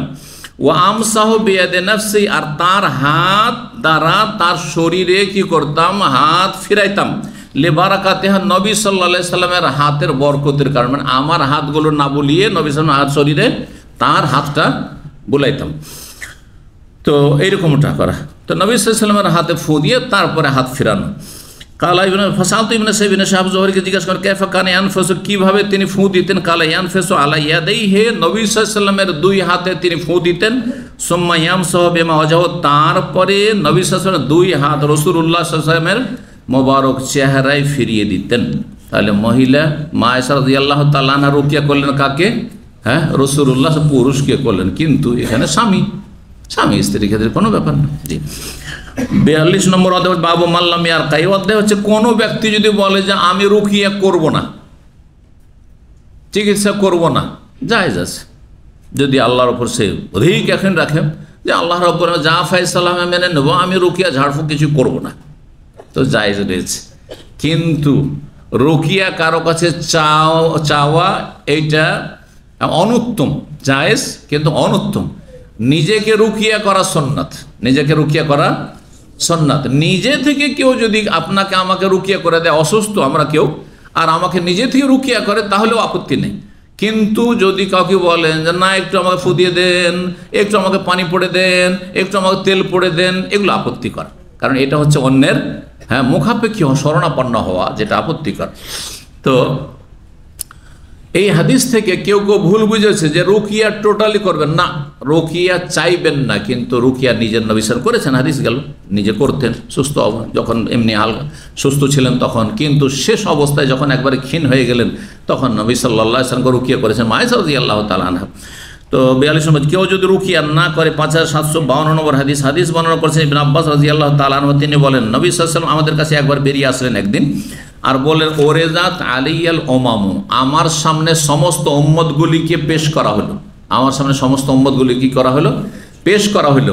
ফাজাআলা ইয়ামুরুন নবী মাহুর রাজুল, নবী সাল্লাল্লাহু আলাইহি ওয়াসাল্লাম দেখছেন যে একজন নবী গেল, তার সাথে শুধু একজন তার উম্মত, শুধু একজন মুসলিম হয়েছে তার উম্মতের। ওয়ান নবী ও মাহুর রাজুলান, আরেকজন নবী গেলেন, তার সাথে দুইজন তার উম্মত। ওয়ান নবী ও মাহুর রাহাত, আরেকজন নবী গেলেন, তার সাথে ক্ষুদ্র একটি দল, 5 জন 10 জন, এইরকম, মানে অল্প কিছু লোক ঈমান নিয়ে এসেছে। এত বিচলিত হওয়ার কিছু নেই, হেদায়েত হোক আর না হোক আপনার কাজ আপনি করে যান। ওয়ান নবী ও লাইসা, এমনও নবী দেখলাম যে একজনও কেউ হেদায়েত হয়নি, একাই হাসরের মাঠে হাজির। নবী সাল্লাল্লাহু আলাইহি ওয়াসাল্লামকে দেখানো হলো কোথায়? মেরাজের রাতে, ইসরা, যে মেরাজের রাতে নবী সাল্লাল্লাহু আলাইহি ওয়াসাল্লামকে গায়বিয়াত, অদৃশ্যের অনেক কিছু দেখানো হয়েছিল, তার মধ্যে এটাও দেখানো হয়েছিল। ওরা হয়তো সাওয়াদান কাসাদাল উফুক, আমি একটি বিশাল দল দেখলাম যে তারা একটা দিগন্তকে পুরো ঘিরে ফেলেছে অনেক সংখ্যায়। ফারাজাও, তো আমি আশা করলাম আন্তাকুন উম্মতি, এরাই মনে হয় আমার উম্মত। ফাকিরা, তখন আমাকে বলা হলো, ফেরেশতা বললেন জিবরাইল, হাজা মুসা কওম, ইনি হচ্ছেন মুসা এবং তার সম্প্রদায়। সুম্মা কিল আলী, তারপরে আমাকে বলা হয় অনজুর, আর একটু দেখুন এদিকে, এইদিকে দেখেন, আপনি ওইটাকে মনে করছেন, এরাকে মনে করছেন আপনার উম্মত, না না, এইদিকে দেখেন। তারপরে নবী সাল্লাল্লাহু আলাইহি ওয়াসাল্লাম বলছেন, আমি তখন ওইদিকে তাকালাম, ফারাআইতু সাওয়াদান কাসীরান কাদ সাদালহু, তারপরে একটি বিশাল দল দেখলাম যে পুরো আসমান থেকে জমিন পর্যন্ত পুরো দিগন্তকে, একটা দিককে ঘিরে ফেলেছে। ফাকিলা, তখন বলা হইল আমাকে, হা ওলাই উম্মাতুকা, এরাই হচ্ছে আপনার উম্মত। মা হা ওলাই সাবুন আলফান, এই আপনার উম্মতের ভিতরে 70,000 এমন লোক রয়েছেন, ইয়াদখুলুনাল জান্নাতা বিগাইরি, বিনা হিসাবে তারা জান্নাত যেতে পারবে, বিনা হিসাবে তারা জান্নাত যাবে। আল্লাহুম্মা জাআলনা মিনহুম, আল্লাহুম্মা জাআলনা মিনহুম, আল্লাহুম্মা জাআলনা মিনহুম। ফাতাবাররাকান নাসু, লোকেরা তারপরে এদিক সেদিক চলে গেল। নবী সাল্লাল্লাহু আলাইহি ওয়াসাল্লাম নিজের ঘরে কক্ষে চলে গেল। ওয়ালা ইউবাইয়্যিন, নবী সাল্লাল্লাহু আলাইহি ওয়াসাল্লাম আর বিস্তারিত বর্ণনা করলেন না যে এই 70,000-এর কোয়ালিটিটা কি ধরনের লোকরা। তারপরে ফাতাযাকার আসহাবুন নবী সাল্লাল্লাহু আলাইহি ওয়াসাল্লাম, নবী সাল্লাল্লাহু আলাইহি ওয়াসাল্লাম সাহাবায়ে কেরাম তখন আপোষে আলাপ আলোচনা শুরু করলেন, আচ্ছা কি হইতে পারে এরা যারা বিনা হিসাবে জান্নাত যেতে পারবে, এই সৌভাগ্যবান কারা? বিভিন্ন রকম কল্পনা জল্পনা শুরু হলো। একদল বললেন, আম্মা নাহনু ফাউলাদনা ফিশ শিরক, আমরা যে সাহাবীরা আমরা তো শিরকের জামানায় জন্ম নিয়েছি, আমরা অনেক শিরকি কাজ করেছি, সুতরাং আমরা মনে হয় এই মর্যাদা পাবো না, আমাদের ছেলেরা পাবে, আগামী প্রজন্ম যারা জন্মসূত্রে মুসলিম আর আমাদের মতো ধার্মিক তারা হয়তো পাবে, কিন্তু আমরা পাবো না হয়তো এই মানে বিনা হিসাবে জান্নাতে যেতে। ওয়ালাকিন আমান্না বিল্লাহি ওয়া রাসূলিহি, তবে আমরা আল্লাহর প্রতি রাসূলের প্রতি ঈমান নিয়েছি। ওয়ালাকিন হাওলাহুম আবনাউনা, এরা হচ্ছে আমাদের সন্তানরা, আগামী প্রজন্ম। ফাবালাগান নবী সাল্লাল্লাহু আলাইহি ওয়াসাল্লামের কাছে এই কথাগুলি পৌঁছে গেল, পাশেই তো কক্ষ, বিবিদের বা মা আয়েশা রাদিয়াল্লাহু তাআলা আনহা। নবী সাল্লাল্লাহু আলাইহি ওয়াসাল্লাম বেরিয়ে আসলেন, এসে বলেন, হুমুল্লাযিনা লা ইয়াতাতায়্যারুন, যারা বিনা হিসাবে জান্নাতে যেতে পারবে তাদের কোয়ালিটি হচ্ছে বা তাদের ধরন হচ্ছে, বৈশিষ্ট্য হচ্ছে যে তারা অলক্ষী, কুলক্ষণে বিশ্বাসী নয়, এটা লক্ষ্মী এটা অলক্ষী, এগুলোতে বিশ্বাসী নয়। ওয়ালা ইয়াক্তাউন, আর তারা লোহা গরম করে চিকিৎসা করে না, গায়ে সেঁক লাগিয়ে আপনার দাগ লাগিয়ে চিকিৎসা করেন না, এটি আপত্তিকর, এটি কষ্টদায়ক, রোগীর জন্য বড় কষ্টদায়ক। সেই জন্য যদিও এটি এক সময়ের চিকিৎসা ছিল, কিন্তু তারপরও অনুত্তম চিকিৎসা, যদি কোনো বিকল্প না থাকে তখন করবেন সেটি। ওয়ালা ইয়াস্তারকুন, আর তারা ঝাড়ফুঁক চেয়েও নেয় না, আমাকে একটু ফু দিয়ে দেন তো, আমাকে একটু পানি পড়ে দেন তো, এগুলো করেন না, এটা স্বভাব ভালো নয়। ওয়ালা রাব্বিহিম ইয়াতাওয়াক্কালুন, আল্লাহর ওপর তারা অগাধ আস্থা ভরসা রাখে। ফাকামা উক্কাশা বিন মেহসান রাদিয়াল্লাহু তাআলা আনহু দাঁড়ালেন আর বলেন, আমিনহুম আনা ইয়া রাসূলুল্লাহ, আমি কি এই দলে শামিল হইতে পারি, একটু দোয়া করে দেবেন আমার জন্য। রাসূলুল্লাহ সাল্লাল্লাহু আলাইহি ওয়াসাল্লামকে তখন ওহী করা হলো শুধু একজনের জন্য, এই জন্য তাকে বললেন, হ্যাঁ হ্যাঁ তুমি সেই দলের শামিল, 70,000-এর একজন তুমি। ফাকামা আখার, দ্বিতীয় লোক আবার দাঁড়িয়ে গিয়ে বলছে, আমিনহুম আনা, আমার জন্য একটু দোয়া করে দিন, ইয়া রাসূলুল্লাহ উদুল্লাহ ইয়াজআলান মিনহুম, আমাকে যেন আল্লাহ শামিল করে দেন 70,000-এ। তখন নবী সাল্লাল্লাহু আলাইহি ওয়াসাল্লাম এই রাস্তায় বন্ধ করে দিলেন, কারণ আর সিরিয়াল লেগে যাবে, এইখানে 70,000 জুটে যাবে, এইখানে সব 70,000, কিয়ামত পর্যন্ত আর কেউ চান্সই পাবে না তাহলে, ঠিক না? সাবাকাকা বিহা ওক্কাশা, ওক্কাশা এই সৌভাগ্য হাসিল করে নিয়েছে, আর কারো জন্য নয়, দরজা বন্ধ। তার মানে যে কেউ হবে না এমন কথা নাই, কারণ এখানে সিরিয়াল যাতে ভিড়ভাড় না লেগে যায় সেই জন্য নবী সাল্লাল্লাহু আলাইহি ওয়াসাল্লাম সেখানেই ক্ষান্ত হয়ে গেলেন। অথবা তাকে জানানো হলো যে তুমি একজনের জন্য সুপারিশ করো, দোয়া করো, একজনের দোয়া কবুল করব, আর একজন অলরেডি বলে ফেলেছেন সেজন্য, সেটাও হইতে পারে। হাযা আল্লাহু আলাম। সুবহান রাব্বিকা রাব্বিল ইজ্জাতি আম্মা ইয়াসিফুন ওয়া সালামুন আলাল মুরসালিন ওয়াল হামদুলিল্লাহি রাব্বিল আলামিন।